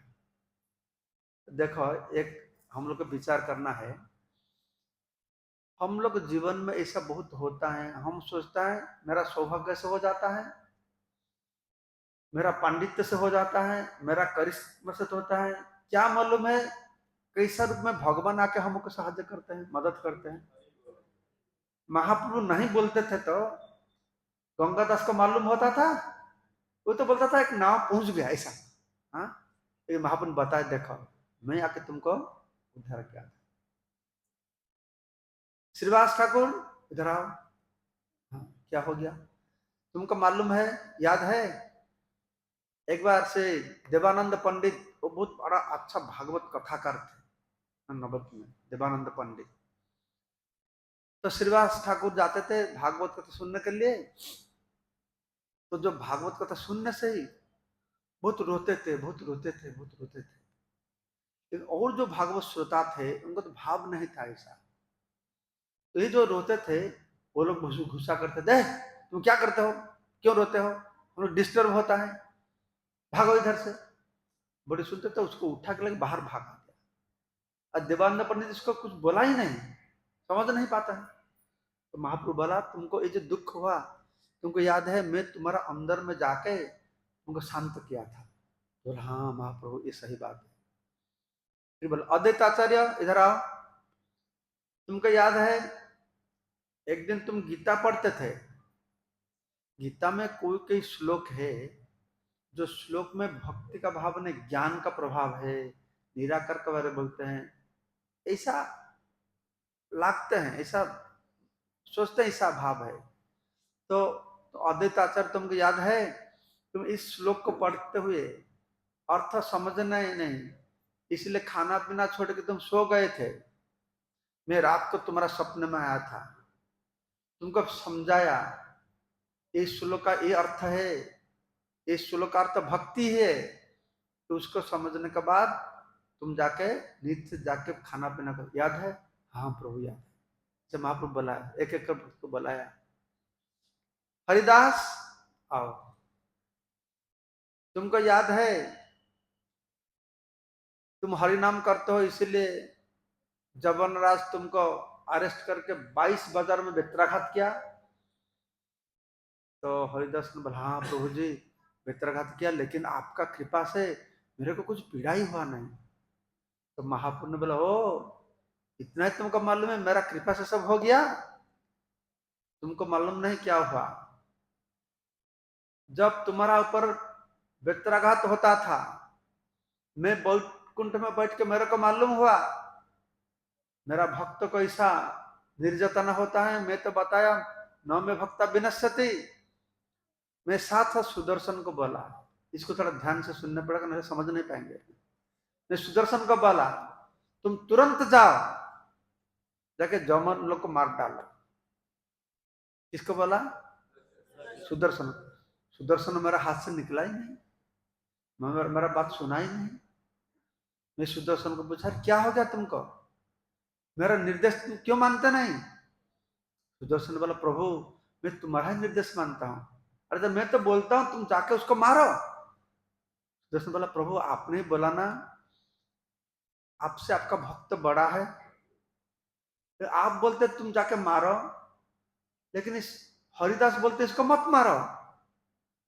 हरिदास प्रार्थना करता है ये अज्ञ है, अज्ञानी है, इसको मालूम नहीं है, इसका कुछ दोष नहीं, तो मैं क्या करूं? आपने बताया आपसे आपका भक्त बड़ा है, तो आप भक्त बोलते मत मारो, आप बोलते हैं मारो, तो मैं क्या करूं? मैं नहीं जाऊंगा। तब महाप्रभु ने बोले मैं भी क्या करूं, मैं तो गीता में बताया जब मैं नौ में भक्त विनश्यति, जब तक मेरा हाथ में सुदर्शन चक्र है मेरा भक्त कोई विनाश नहीं कर पाएगा। लेकिन सुदर्शन मेरा बात ही सुनते नहीं, तो मैं इसलिए क्या किया, मैं आके तुम्हारा पीठी, पीठी बोलते ना क्या बोलते हैं, हाँ पीठी का ऊपर मेरा पीठी दिखाया, इसीलिए जितना चाबुक प्रहार हुआ ना, तुम्हारा पीठी में नहीं गया, सब मेरा पीठी में गया था। और सब भक्त लोग सुनते हैं बैठ के। तो महाप्रभु देख के महाप्रभु को मालूम हुआ, इन लोग को विश्वास नहीं होता है, मेरा पीठी पर चाबुक किया। तो मैं बोला भक्त आओ देखो, महाप्रभु चादर था ना, इसको निकाल के देखते हो, सब अभी भी दाग है। सब भक्त लोग देखे तो महाप्रभु के पीठ में अभी भी दाग है। इस श्रीवास संगन में ऐसा सब लीला होता था। श्रीधर को भी ऐसा, श्रीधर का साथ भी बहुत अच्छा लीला हुआ। सबको प्रेम भक्ति देते थे। भक्त को बुलाते थे, क्या तुमको चाहिए? सब लोग बोलते धन दो, कोई संपद दो, कोई बोलते मेरा मेरा पत्नी का झगड़ा होता है, थोड़ा झगड़ा से सुधार दो, सो जो मांगते थे। क्योंकि प्रेम मांगते थे, प्रेम भी देते थे। तो एक भक्त था, उसका नाम, वो अच्छा गाना करने वाला था, मुकुंद। ओके, वो बाहर बैठा था। तो श्रीवास ठाकुर आए, महाप्रभु को बताए, महाप्रभु आप सबको प्रेम देते हैं, मुकुंद को प्रेम नहीं देंगे? महाप्रभु बहुत गुस्सा के, नहीं, वो खड़झटिया है, उसको मैं प्रेम नहीं दूंगा। खड़झटिया का मतलब, खड़ मतलब तनखा, तिनखा, तिनखा, तिनखा। जब कोई किसका सामने में जाता है, खूब नम्र होकर तिनखा मुंह में लेते हैं, खड़। और पीछे जब जाता है झाटा लगाता है, झाड़ू मारता है, तो खड़ झटिया बोलते हैं बांग्ला में। तो मुकुंद का एक स्वभाव था, जब भक्त लोग का बीच में आता था तो खुद गान बजना करके भक्ति भाव दिखाता था। जब ज्ञानियों के पास जाता था तो ज्ञानियों को महिमा वर्णन करता था। तो कर्मकांडी के पास जाता था, उनको महिमा वर्णन करता था। तो महाप्रभु बोला वो खड़ झटिया है, जब मेरा पास आता है तो भक्ति दिखाता है, और बाद में पीछे के मेरा पीछे क्या करता है, झाटा लगाता है, उसको मैं प्रेम भक्ति नहीं दूंगा। तो भक्त लोग को, लेकिन मुकुंद तो महाप्रभु का बहुत बड़ा भक्त था। भक्त लोगों ने सोचे तो मुकुंद दुखी हो जाएगा। तो मुकुंद को बताए, देखो महाप्रभु तुमको प्रेम दे रहे, तो महाप्रभु ने बोला मैं उनको दर्शन नहीं दूंगा। हाँ, वो खड़झटे को मैं दर्शन नहीं दूंगा। तो भक्त लोग जाकर मुकुंद को बताए, Mukund we are very sorry, Mahaprabhu ने बोला तुमको दर्शन नहीं देंगे। तो मुकुंद पूछा, महाप्रभु को पूछो कितना दिन के लिए, कब मैं दर्शन पाऊंगा, कितना दिन के लिए दर्शन बंद है? तो भक्त लोग श्रीवास ठाकुर जाकर बताए, महाप्रभु पूछे, महाप्रभु मुकुंद पूछते हैं कितना दिन के लिए दर्शन बंद है, कब आपको दर्शन मिलेगा? महाप्रभु बहुत गुस्सा करके बोला, उस बेटा का बताओ, हाँ 1 करोड़ जन्म के बाद मेरा दर्शन मिलेगा इसको, 1 कोटि जन्म के बाद। तो भक्त लोगों ने सोचा, अरे मुकुंद सुनेगा तो मर जाएगा, 1 कोटि जन्म के बाद दर्शन मिलेगा, क्या हालत हो जाएगा उसको। तो सब भक्त लोग गए, मुकुंद बैठा था, तो मुकुंद यार वेरी सॉरी, महाप्रभु ने बोला तुम उनको दर्शन 1 कोटि जन्म के बाद मिलेगा। और मुकुंद सुनते हुए आनंद नाचने लगा, अरे महाप्रभु कितना कृपालु है, 1 कोटि जन्म के बाद मेरा दर्शन देंगे। उसका विचार था, देखो मैं तो अनादिकाल से बहिर्मुख है बैठा हूं, अब महाप्रभु बोल दिया 1 कोटि मतलब तो फिक्स हो गया। हाँ, फिक्स हो गया, महाप्रभु बोले 1 कोटि के जन्म मेरे को प्रेम देंगे, फिक्स हो गया। बहुत जोर से नाचने लगा आनंद में। तो भक्त लोग देखा, आश्चर्य हो गए। तो भक्त लोग फिर वापस गए महाप्रभु के पास। तो महाप्रभु को बोला, महाप्रभु को बताया, महाप्रभु पूछा तुम उनको बोला हाँ 1 कोटि जन्म के बाद मेरा दर्शन मिलेगा? तो भक्त लोग हाँ महाप्रभु बताया। तो क्या बोला? वो आनंद में नाचते हैं, हाँ महाप्रभु इतना कृपालु है। तो महाप्रभु बोला ठीक है, अभी तक बोला, अभी दर्शन मिलेगा। तो भक्त बोला क्यों, अब तो बोला 1 कोटि जन्म के बाद, तो अभी कैसा, अभी बोला आप श्रीमुख में बताया 1 कोटि जन्म के बाद, अभी कैसा हो गया?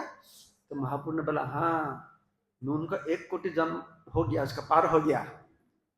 तो भगवान काल है ना, एक रात को एक ब्रह्मरात्र कर पाएंगे ना? जब गोपियों के साथ रास लीला होता था, एक रात एक ब्रह्मरात्र हो गया। तो भगवान बताए उनका 1 कोटि जन्म एक एक मुहूर्त में उसको बिता दिया, अब इसको कृष्ण प्रेम मिल जाएगा। महापुरुष कर पाएंगे ना? हाँ, काल तो उनका नियंत्रित होता है, जो उसका कुछ साधन बदन है उसको भी दे सकते हैं। हाँ, जिसको कोटि जन्म का तो मिल रहा है उसको एक जन्म में भी दे सकते हैं। सब महाप्रभु का ऊपर निर्भर करते हैं।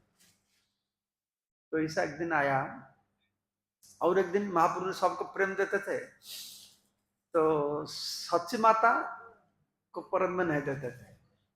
श्रीवास ठाकुर आया, बोला आप महाप्रभु सबको प्रेम देते हैं, सच्ची माता को प्रेम नहीं देंगे? नहीं नहीं, मैं उनको नहीं दूंगा ना। क्यों, क्या अपराध है?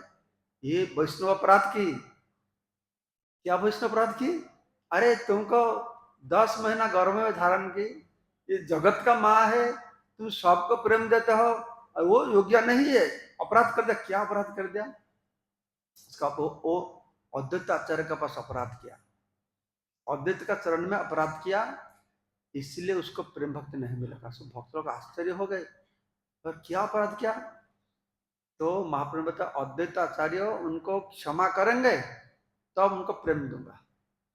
तो सब अद्वैत आचार्य के पास गए, बोले अद्वैत आचार्य आप कृपा करके क्षमा कर दीजिए सच्ची माता को। और से क्या क्षमा करेगा? अद्वैत आचार्य एकदम पंचमुख होके सच्ची माता को महिमा वर्णना करने शुरू कर दिए। ये जगत का माता है, कितना कितना सो अच्छा बारे में वर्णना करते करते करते उधर मूर्छा के गिर पड़े। तो मूर्छा के गिर पड़े तो महाप्रभु ने सच्ची माता को बताया, ए जाओ अभी उनका पाप पकड़ाओ। क्योंकि जब अद्वैत ज्ञान है, सच्ची माता को अलाव करेंगे? अलाव नहीं करेगा ना। जो अज्ञान होकर गिर गए थे, तो महाप्रभु ने बोले अद्वैत, तुम जाओ सच्ची माता, अद्वैत आचार्य को तेरे को पकड़ो। तो अद्वैत आचार्य के पास जाके क्षमा मांगा, तो बोला ठीक है अब तुमको वैष्णव अपराध। हम लोग ऐसा बोलते हैं वृंदावन में वैष्णव अपराध होने से कुछ मिलेगा नहीं, नवद में अपराध होने से भी खंडन हो जाएगा। लेकिन साथ साथ महाप्रभु खुद स्ट्रिक्ट थे। हाँ, तो उनको माँ को देखे, महाप्रभु ने देखा है जो कैसा, हाँ, वैष्णव अपराध होने से किसी को भी भक्ति नहीं मिलेगा, प्रेम क्या मिलेगा, भक्ति नहीं मिलेगा। ऐसा अद्भुत अद्भुत लीला नवद्वीप में मध्य खंड वर्णना किया गया, अद्भुत लीला हुआ। तो वो लोग तो श्रीवास आंगन में खुद नित्य कीर्तन करते थे, रात को दरवाजा बंद कर देते थे, सिर्फ भक्त लोग आते थे, बाहर के लोगों को आने नहीं देते थे। तो बाहर लोगों बाहर सुनते थे, अब वो गाली देते थे क्योंकि उनको अंदर में जाना नहीं देते थे। और वो लोग कीर्तन करके उद्दंड नृत्य कीर्तन करते थे। एक दिन ऐसा हुआ, खूब नृत्य कीर्तन चलता था। शुक्लांबर ब्रह्मचारी आया, वो तो गरीब था, भिखारी था, सारा दिन भिक्षा करके वो झूले में चावल लेकर आया। तो महापुरुष कीर्तन बंद कर दिया। तो महापुरुष कीर्तन करने से सब भक्त लोग चिंतित हो गए, आज फिर क्या हुआ ना। पहले एक दिन ऐसा हुआ था, तो महाप्रभु ने बताया, मेरे को आज कोई भाव नहीं आता है, कोई विजातीय आदमी इधर आ गया, कोई अनधिकारी व्यक्ति इधर आ गया, कौन है वो? तो सब लोग सोचते हैं मैं हूं, मेरे लिए कि महाप्रभु का भक्ति भाव नहीं आता है। तो क्या हो गया? तो फिर ढूंढते श्रीवास ठाकुर बता, देखो तुम्हारा घर में कौन है इधर? तो श्रीवास ठाकुर, महाप्रभु तो मेरे को क्यों से भाव नहीं आता है। श्रीवास ठाकुर ढूंढा, ढूंढते ढूंढते देखा एक कोना में उनका, क्या बोलते हैं मदर इन लोग को, वो सासू माँ, सास एक टुकड़ी को ढांका देके अंदर में बैठ के देखते हैं। वो तो योग्य नहीं थे। और जब श्रीवास ठाकुर देखा, उनका चूल को पकड़ के हिचकते लेके बाहर फेंक दिया, तो महाप्रभु का भाव आ गया।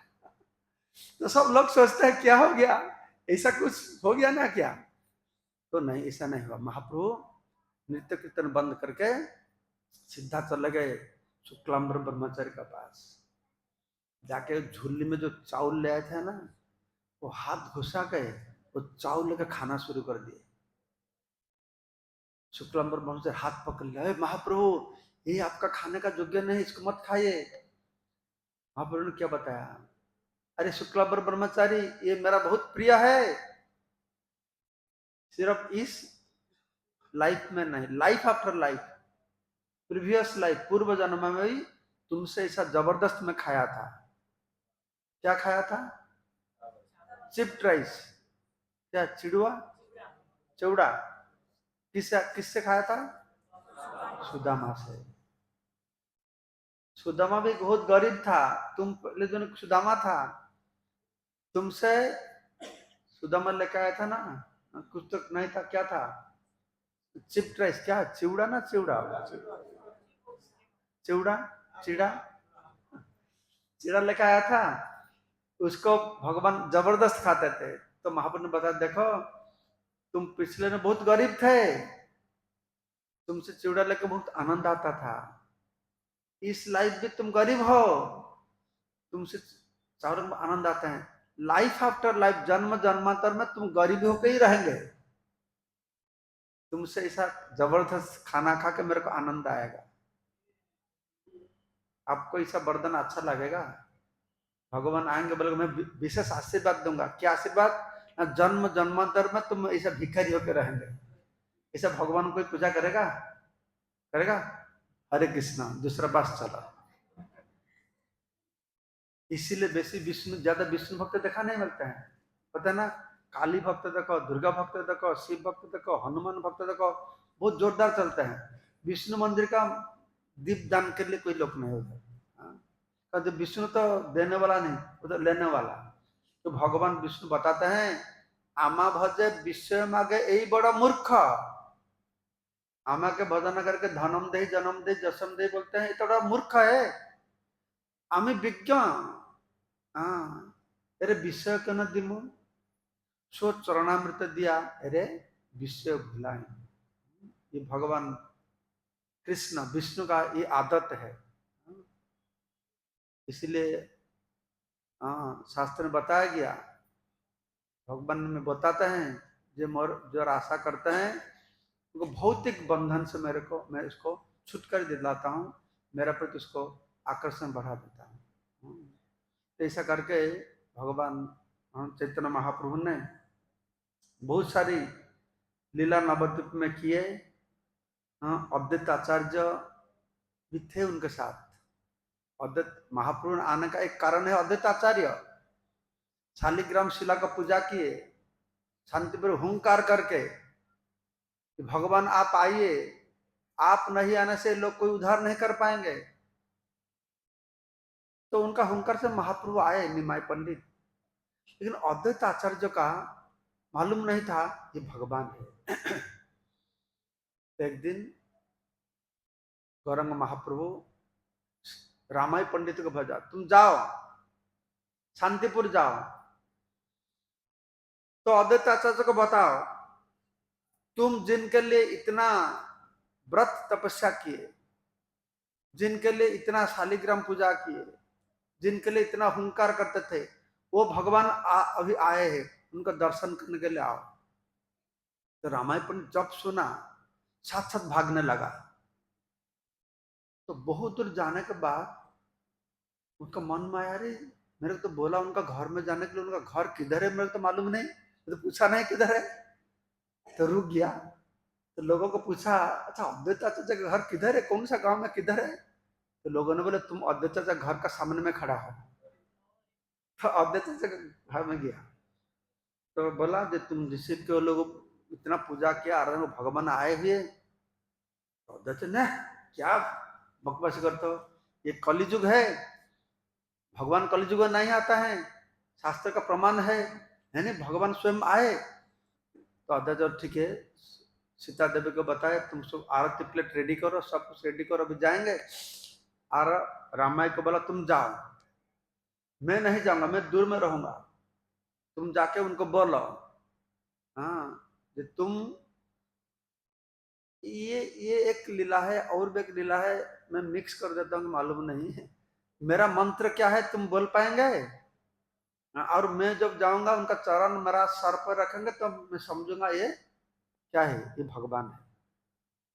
तो रामायण तुम जाके बोलो अद्वैत चाचा जो नहीं आया, सब बोलो उसको। तो रामायण क्या बोला, अद्वैत आया नहीं। तो महाप्रभु ने सब माथा ढुलाते थे, ओ वो मेरे को चलाते हैं, टेस्ट करना चाहते हैं, उसको बोलो। उसका मंत्र है गोपाल मंत्र। हाँ, तब अद्वैताचार्य आया तो महाप्रभु का चरण स्थापन किया। तो उसी दिन से अद्वैताचार्य महाप्रभु का आंदोलन में शामिल हो गए। आरको दंड नृत्य कीर्तन शुरू हो गया। और जो कीर्तन होता था उस समय वो लोग का आदत था, तो आपस में जाके जबरदस्त पैर का छूते थे। ऐसा जितना कीर्तन करते थे पैर छूते थे। तो अद्वैताचार्य तो बूढ़े थे और निमाय पंडित तो जोरदार जवान था। तो जोर जबरदस्त अद्वैताचार्य जो पकड़ के उनको धूली लेके माथा में लगा।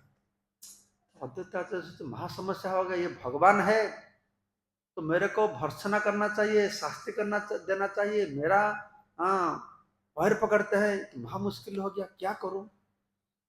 तो उन्होंने सोचा मैं ऐसा एक काम करूंगा जैसा मेरा ऊपर क्रोधित होंगे, क्रोधित होकर मैं शास्ति देंगे, भर्त्सना करेंगे। तो क्या करूं जिससे क्रोधित होंगे। तो अद्वैताचार्य नवद्वीप छोड़ के शांतिपुर चले गए। शांतिपुर जाके तो उधर तो ज्ञान योग प्रचार किए, लोगों को प्रचार किया। अरे भक्ति क्या है, भक्त में कुछ शक्ति नहीं है, ज्ञान सबसे श्रेष्ठ है। भक्ति जैसा आईना है, ज्ञान क्या है, ज्ञान चक्षु है। जो चक्षु नहीं होने से, आईना होने से देख पाएंगे। तो भक्ति को महिमा को छोटा करके ज्ञान को महिमा प्रचार किया। तो गौरांग महापुर को ये कौन बताया थे, वो ज्ञान प्रचार करता है। तो गौरांग महापुर विचार की क्या किया जा सकता है। तो नित्यानंद को, नित्यानंद बहुत दिन हो गया अद्वैत के साथ साक्षात नहीं हुआ, चलो थोड़ा अद्वैत को मिलकर आएंगे। तो दोनों भाई मेन हाईवे छोड़ के एक गंगा का किनारे पर जाते थे। गंगा किनारे पे जाते थे तो किनारे पे गांव देखे। तो महापुर पीछे एक गांव कौन है, एक ललितपुर गांव था, उधर एक आश्रम था, सन्यासी का आश्रम था। तो महापुर जी क्या है, नित्यानंद ने बोला एक सन्यासी का आश्रम है। महाप्रभु हो सन्यासी का आश्रम है, चलो चलो थोड़ा सन्यासी को दर्शन करके आ जाएंगे। तो दोनों आए दर्शन करने के लिए।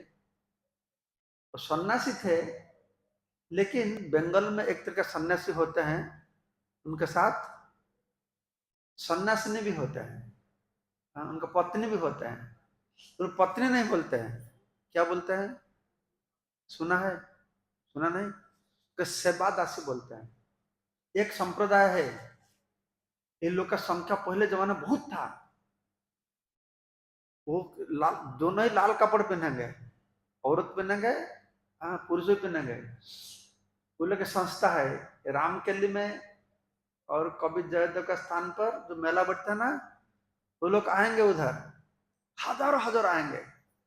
और हर साल वो सेवादा से चेंज होगा। वो लोग का किताब है, वो लोग का फिलोसफी भी है, कैसा वो लोग चूज करेंगे, एक साल के कौन किसको सेवादासी करके रखेंगे। वो एक दारी सन्यासी था, उसको दारी सन्यासी बोलते हैं। तो महाप्रभु को तो मालूम नहीं। तो पहुंच गए, तो गौर नित्यानंद को देख के वो सन्यासी बहुत खुश हो गया, इतना सुंदर। जाके प्रणाम किए, सन्यासी है। तो वो आशीर्वाद दिया, धन जन गोप लक्ष्मी हो, अच्छा पत्नी मिलेगा, पैसा मिलेगा, मकान मिलेगा। तो महाप्रभु ने बोला अरे आप सन्यासियों के क्या आशीर्वाद देते हो, अब तो आशीर्वाद देना चाहिए, कृष्ण भक्ति कैसा मिलेगा, आप बोलते हैं मकान मिलेगा, औरत मिलेगा। हाँ। तो सन्यासी ने बोला तो हाँ हाँ ये ठीक है, कृष्ण भक्ति तो चाहिए, लेकिन धन संपत्ति नहीं होगा, अच्छा औरत नहीं रहेगा, तो कैसा कृष्ण भजन करेंगे। तो जब महाप्रभु ने सुना, वो सर में हाथ दिया, हाय हाय ये कथा क्या बात करते हैं ये सन्यासी। ऐसा बोला, सन्यासी ने बहुत गुस्सा किया, बहुत गुस्सा किया। बोला मैं समझ पाता हूँ। नित्यानंद को बोला तुम एक बच्चा को भुला के ले जाते हैं, ये तो अवधूत थे, तुम उसको भुला के ले जाते हैं। अरे तुम इतना छोटा बच्चा हो, तुम्हारा गाल में टिपूंगा ऐसा क्या, दबाऊंगा तो तुम्हारा माँ से दूध पिया अभी निकल जाएगा मुख से, इतना छोटा बच्चा है, तुम मेरे को ज्ञान देते हो? मैं कितना धाम परिक्रमा किया, कितना तीर्थ स्थान परिक्रमा किया, बहुत घुसा करना शुरू किया। तो नित्यानंद प्रभु समझ पाए। तो नित्यानंद प्रभु को सुना, नहीं तुम कितना महान हो, तुम बड़ा सन्यासी हो, ये छोटा बच्चा है मेरा छोटा भाई, कुछ मालूम नहीं है। तो ऐसा सुंदर बात बताया, खुश हो गए। ठीक है तुम आया, कुछ फल पाके जाओ। अच्छा आम कटहल ले आए। तो दोनों भाई बैठ के आम कटहल खाने शुरू कर दिया। जब आम कटहल खाते थे तो जो सन्यासी था वो पूछा निमाई को और निताई को, जब मैं कुछ आनंद ले आऊंगा, आनंद ग्लास में आनंद लेते हैं ना, ऐसे दिखाता था, आनंद पिएंगे आनंद पिएंगे। तो निमाई को मालूम नहीं था क्या आनंद पिएंगे बोलता था। तो निमाई निताई को पूछा कि क्या बोलते हैं आनंद पिएंगे। और नित्यानंद तो सारा भारत घूमे था ना, उनको सब मालूम है। एक गोष्ठी का सन्यासी है, वो लोग दारू भी पीते हैं। तो निमाई जाके नित्यानंद प्रभु गौरांग महाप्रभु कान में बताए, वो बोलते हैं दारू पिएंगे दारू पिएंगे। जब सुना दारू, श्री विष्णु श्री विष्णु श्री विष्णु बोल के सीधा दौड़ के जगह गंगा में झाप दिया। गौर नित्यानंद ये गंगा में झाप दिया, ऊपर नहीं आए, उधर से प्रेरित होके कोई गांव से पूरा शांतिपुर का है दोनों भाई। और गौरांग महाप्रभु को जोर से चिल्लाते हैं नाड़ा। अद्वैत आचार्य को नाड़ा बोलते थे। हाँ, बंगाल में बोलते, क्यों नाड़ा बोलते थे? तो महाप्रभु बोलते मैं क्षीर सागर में शांत से सुआ था, अद्वैत आचार्य बोलने से आया ना, महाप्रभु आया ना, मैं शांत से सुआ था, मेरे को नाड़ा आया, ऐसा किया, ऐसा करके बोला के ले आया। और तुम अभी भक्ति को छोड़ के ज्ञान को प्रचार करते हैं, कुछ जोर से चिल्लाते हैं, मैं देखूंगा इसको। तो नित्यानंद अरे क्या बोलते हो क्या बोलते हो, नित्यानंद को समझ नहीं पाते क्या बताते हैं। तो दोनों ऐसा प्रयत्न हो जाते थे। ये संवाद कैसा लोगों का मुंह से अद्वैत आचार्य सुन पाया, ये गौर नित्यानंद आते हैं। और गौर नित्यानंद आते सुनते हुए साथ साथ अंगिना में व्यासासन लगा दिया। तो गांव को लोग को बुला लिया। तो महाप्रभु को सुनाएगा ना, महाप्रभु तो घुसा करेगा ना, उनके लक्ष्य क्या है, महाप्रभु के साथ घुसा करेंगे, भर्त्सना करेंगे। जाके सब क्लास देना शुरू किया, वशिष्ठ ज्ञान, भक्ति क्या है, ज्ञान महान है, इस बोल। महाप्रभु आएंगे सुनेंगे। महाप्रभु आए, नित्यानंदपुर महाप्रभु आए, तो बहुत गुस्सा करके लाल लाल आंखों करके। सीता देवी देखे, हरिदास ठाकुर भी थे, क्या हो गया निमाई का, लंबा लंबा पाव फैल के जाते थे, जैसे डरते हुए सब दूर में खड़ा हो गए। और निमाई सीधा गए अंगने में, अद्वैत आचार्य जो क्लास देते थे उनको बाल को पकड़ लिए, पकड़ के खींच के ले आए, अंगिना पर नीचे रख के खूब जोर से घुसी थापड़ लगाने शुरू कर दिए। इतना जोर से घुसी थापड़ लगाए, सीता देवी ने बताया अरे निमाई था, रोको रोको रोको, अरे बूढ़ा आदमी मर जाएगा मर जाएगा। तो जब ऐसे दो तरफ थापड़ लगाया तो अद्वैत आचार्य खूब खुश होके नाचने लगा। हाँ, बोला क्या हो गया निमाई, तुम तो बोलते थे मैं तुम्हारा प्रभु है, हर समय मेरा चरण का धूली लेते थे, आज प्रभु को तुम घुसी मारते हो, क्या हो गया? कौन प्रभु है कौन दास है आज सब लोग को मालूम हुआ। तो फिर नृत्य कीर्तन हुआ, बहुत सुंदर हुआ। ये सब लीला महाप्रभु ने सुंदर, नवद्वीप में बहुत सारी सुंदर सुंदर ऐसा लीला हुआ। चैतन्य चरितमृत में उतना नहीं, ये सब लीला चैतन्य भागवत में है। कृष्णदास कविराज गोस्वामी ने चैतन्य भागवत ज्यादा लीला लेख है, लेकिन लीला लिखते हुए नित्यानंद प्रभु का महिमा वर्णना करते किताब इतना बड़ा हो गया, अंत लीला उतना लिख नहीं पाए। बाद में हाँ, जो वृंदावन का भक्त लोग कृष्णदास कविराज गोस्वामी को बोले, तो कृष्णदास कविराज गोस्वामी रघुनाथ दास गोस्वामी से सुने हुए अंत लीला वर्णना किए। और चैतन्य चरितमृत ज्यादा फिलोसफी है। महाप्रभु ने 5 आदमियों को ज्ञान दिए, सार्वभौम भट्टाचार्य, केशव काश्मीर, रूप गोस्वामी, सनातन गोस्वामी और प्रकाशानंद सरस्वती, केशव काश्मीर, ये 5 को जो ज्ञान दिए हुए वो चैतन्य चरितमृत में सुंदर वर्णना किया गया। तो आज आफ्टरनून ये कुछ लीला श्रवण के, महाप्रभु क्या फिलोसफी, प्रभु चाहते हैं राय रामानंद संवाद सुनने के लिए। हाँ, महाप्रभु के साथ राय रामानंद जो आलाप हुआ, हाँ मैं उसके बारे में बताऊंगा। हाँ, कैसा महाप्रभु ने प्रेम भक्ति का श्रेष्ठता को प्रतिष्ठित किए। रूप गोस्वामी, सनातन गोस्वामी सबका साथ एक ही बात हुआ। कर्म कांड, ज्ञान कांड, सकले विषय भांड, अमृत बोलिया जबा खाए, नाना जोनि भ्रमण करे, अभक्ष भक्षण करे, तार गति अधपत जाए। ये ज्ञान बहुत दुर्लभ है। प्रेम भक्ति के बारे में सूचना बड़े बड़े मुनि ऋषि योगियों को भी मालूम नहीं था। महाप्रभु उसको प्रकाश किए। अश्लील प्रभुपद का कृपा से आज सारा पृथ्वी का लोग को ये मालूम हुआ। हाँ, America, German, Japan, Africa, Negro लोग जो होता है, हर रोज एक महाराज अफ्रीका में प्रचार करके भेजते हैं, पूरा काले निग्रो लोग इतना अच्छा नृत्य कीर्तन करते हैं। मैं जब जाता हूँ अफ्रीका प्रचार करने के लिए, काल सिर्फ काले, सब काले लोग हैं। हाँ, उधर मुसलमान काले लोग भी हरे कृष्ण नाम करते हैं।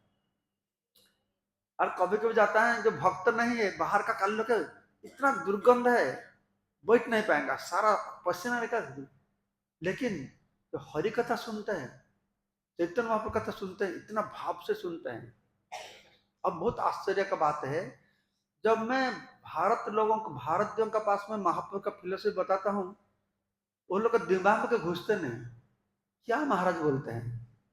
हाँ, थोड़ा चुटकी बताऊंगा, गल्प बताऊंगा, सब सुनेंगे ऐसा करके, जैसा फिलोसफी सब सो जाते हैं। लेकिन मैं उधर देखा, ये सुनते हैं ऐसा नहीं, अच्छा अच्छा प्रश्न भी करते हैं, ऐसा कैसा होता है, ऐसा उसका प्रश्न से मालूम हो जाएगा ये लोग का सुनने का कितना आदत है। जो लोग सुनते नहीं, तो प्रश्न कैसे आएगा? सुनते ही नहीं, क्या प्रश्न आएगा? तो मैं तो आश्चर्य हो गया कि प्रभुपाद कैसा करिश्मेटिक दिखाया। हाँ, ये लोग इतना पतित है, गो मांस का गो खून पान करते हैं। मसाया जाति जो होता है, वो जाति का लोग आज शुद्ध भक्त है, गुरु बन गए, अफ्रीका का गुरु बन गए। अरे इतना सुंदर कीर्तन पढ़ते हैं, इतना सुंदर क्लास देते हैं, हजारों शिष्य बनाते हैं। हाँ, ये चमत्कार है। तो महाप्रभु जो शिक्षा दिए राय रामानंद समाज में, चैतन्य चरितम तो है आपके पास? एक किताब रखना है, बांग्ला और इंग्लिश में रखने से अच्छा होगा, मिलेगा, नहीं तो हिंदी होगा। ठीक है। हाँ, राय रामानंद संवाद देखो कौन सा भाग में है, उसको देखा। जैसे प्रभुपाद की, चैतन्य चरितमृतम की, गौर प्रेमानंदे। चैतन्य भागवत हिंदी में नहीं है, तो आप लोग तो पढ़ सकते हैं ना, उसको पढ़ के सुना सकते हैं चैतन्य भागवत।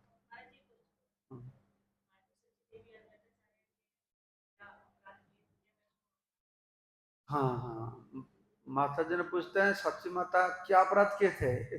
देखो कैसा अपराध है, तो अपराध ही नहीं, तो उसके लिए इतना शास्ति मिला। तो अद्वैताचार्य का पास में जाके विश्वरूप गीता भागवत सुनता था। तो उसको श्रवण करने से उनका ज्ञान हो गया, संसार वैराग्य आ गया, इसको छोड़ के संन्यास ले लिया। तो इसीलिए एक दिन सच्ची माता ने घुसा करके बताए, अरे उनका अद्वैत नाम कौन दिया? नंबर दैत्य है, मेरे बेटा को ऐसा बिगड़ा दिया। वही जब बोल दिया था, तो इसीलिए आपने तुम अपराध किया। माँ तो घुसा करके बोला ऐसा करके, तो इसलिए उनका अपराध हो गया। तो इसीलिए उसको बोले, उसको अद्वैत से क्षमा करेंगे तो उसको प्रेम। बोले कि मैंने जिस समय चैतन्य महाप्रभु आविर्भाव हुआ उस समय पूर्णिमा भी था और ये ग्रहण भी था, तो दोनों में एक साथ। पूर्णिमा का दिन ही तो ग्रहण होता है ना, अमावस्या के दिन ग्रहण होगा थोड़ी। चंद्रग्रहण कब होगा? पूर्णिमा में होता है ना, अमावस्या को, पंचमी को, द्वितीय को, तृतीय का चंद्रग्रहण नहीं होता है। जब भी चंद्रग्रहण होगा पूर्णिमा तिथि को ही होगा। और कुछ प्रश्न है महाप्रभु के बारे में? महाप्रभु के बारे में, उनका दर्शन के बारे में, शिक्षा के बारे में? लाउडली साउंड सुनने पर आप सुन के मेरे को बता।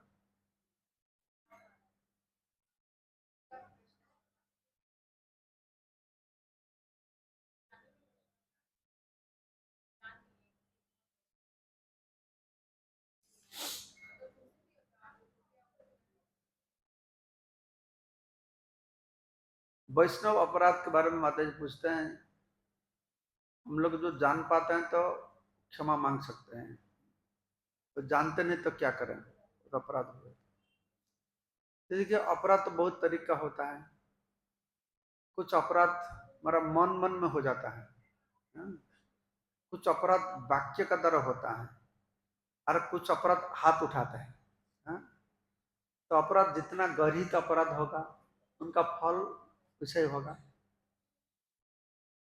तो माधुर्य कादम्बिनी में ऐसा बताया गया कि किसी के पास अपराध होता है तो उनको जाके क्षमा मांगो, हाँ? तो क्षमा कर देंगे तो अपराध छूट जाएगा। लेकिन मेरा इतना अपराध, गरीब अपराध किया, मैं क्षमा मांगने से भी उनका मन शांत नहीं होता है, तो बता तो उनको सेवा करो, सिर्फ क्षमा मांगने से सेवा करो तो शांत हो जाएंगे। लेकिन मैं इतना गरीब अपराध क्या, सेवा करने से भी नहीं होता है, तब हरि नाम का आश्रय लो, हरि नाम का आश्रय लेने से ये होगा। लेकिन कोई सोचेगा जो ठीक है मैं अपराध कर दिया तो उनके पास क्षमा मांगना बहुत मुश्किल है ना, मैं अब 2 माला एक्स्ट्रा जॉब कर लेता हूँ, इससे नहीं होगा, समझते हैं? क्योंकि कोई वैष्णव स्वयं अपराध नहीं लेने से भी, जैसा बोलते हैं जो शुद्ध भक्त होते हैं, मन मेरे को ऐसा बताएगा, कोई शुद्ध भक्त का चरण में मेरा अपराध हो गया तो मन मेरे को बताया, अरे वो तो शुद्ध भक्त है, वो क्या अपराध लेगा, और जो अपराध लेगा तो शुद्ध भक्त कैसे होता है। और मैंने मन मेरे को बताया, अरे इनके पास क्या अपराध है, ये वैष्णव है, 32 क्वालिटीज है तुम्हारे अंदर में, 30 क्वालिटीज नहीं तो वैष्णव कैसा होता है, हाँ? ऐसा करके मन मेरे को बताया कि तुम क्षमा मत मांगो, हाँ? तो ऐसा नहीं, हाँ? जो नया भक्त उनका चरण में भी हम लोग अपराध हो जाएगा तो उससे भक्ति वो बढ़ नहीं पाएगा। तो आप जो प्रश्न पूछे माधाई, ऐसा प्रश्न पूछा था, हाँ? माधाई का लीला बहुत अच्छा है लेकिन तो टाइम नहीं, शाम को रायानंद संवत के बाद में होगा तो माधाई जगह मध्य उद्धार के लीला के बारे में बताऊंगा, कैसा माधाई को उद्धार करने के बाद तो माधाई तो भक्त बन गया। तो एक दिन एक निर्जन स्थान पर निताई को मिला तो उनको पैर पकड़ के गिर गया, बोला बहुत दुखी होता था, हम बहुत अनुशोचना करता था, मैं कैसा ऐसा कर सकता था, तुम जैसा भक्त तुम्हारा सर में आघात किया। तो नित्यानंद ने बोले नहीं नहीं तुम मत सोचो, मैं तुम्हारा पिता हूँ, तुम्हारा माता हूँ, माता का गोद में बच्चा यदि पेशाब करते हैं, टट्टी करते हैं, माता को लाठी देते हैं, माता क्या कुछ बुरा सोचता है, मैं बुरा नहीं सोचता हूँ, तुम चिंता मत करो।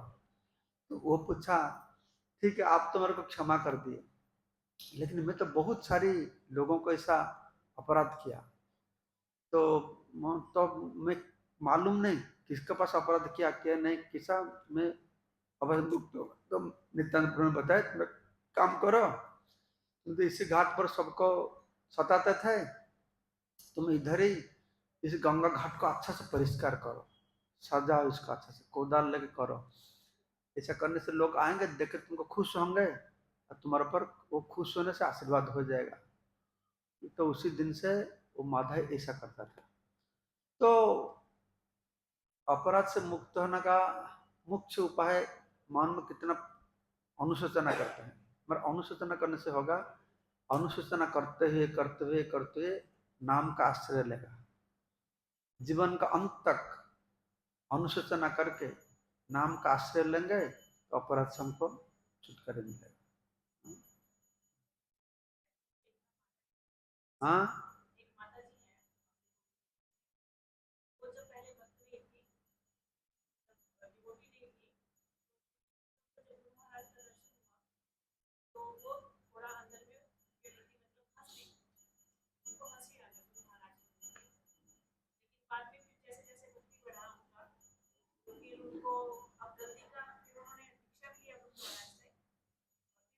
वो अभी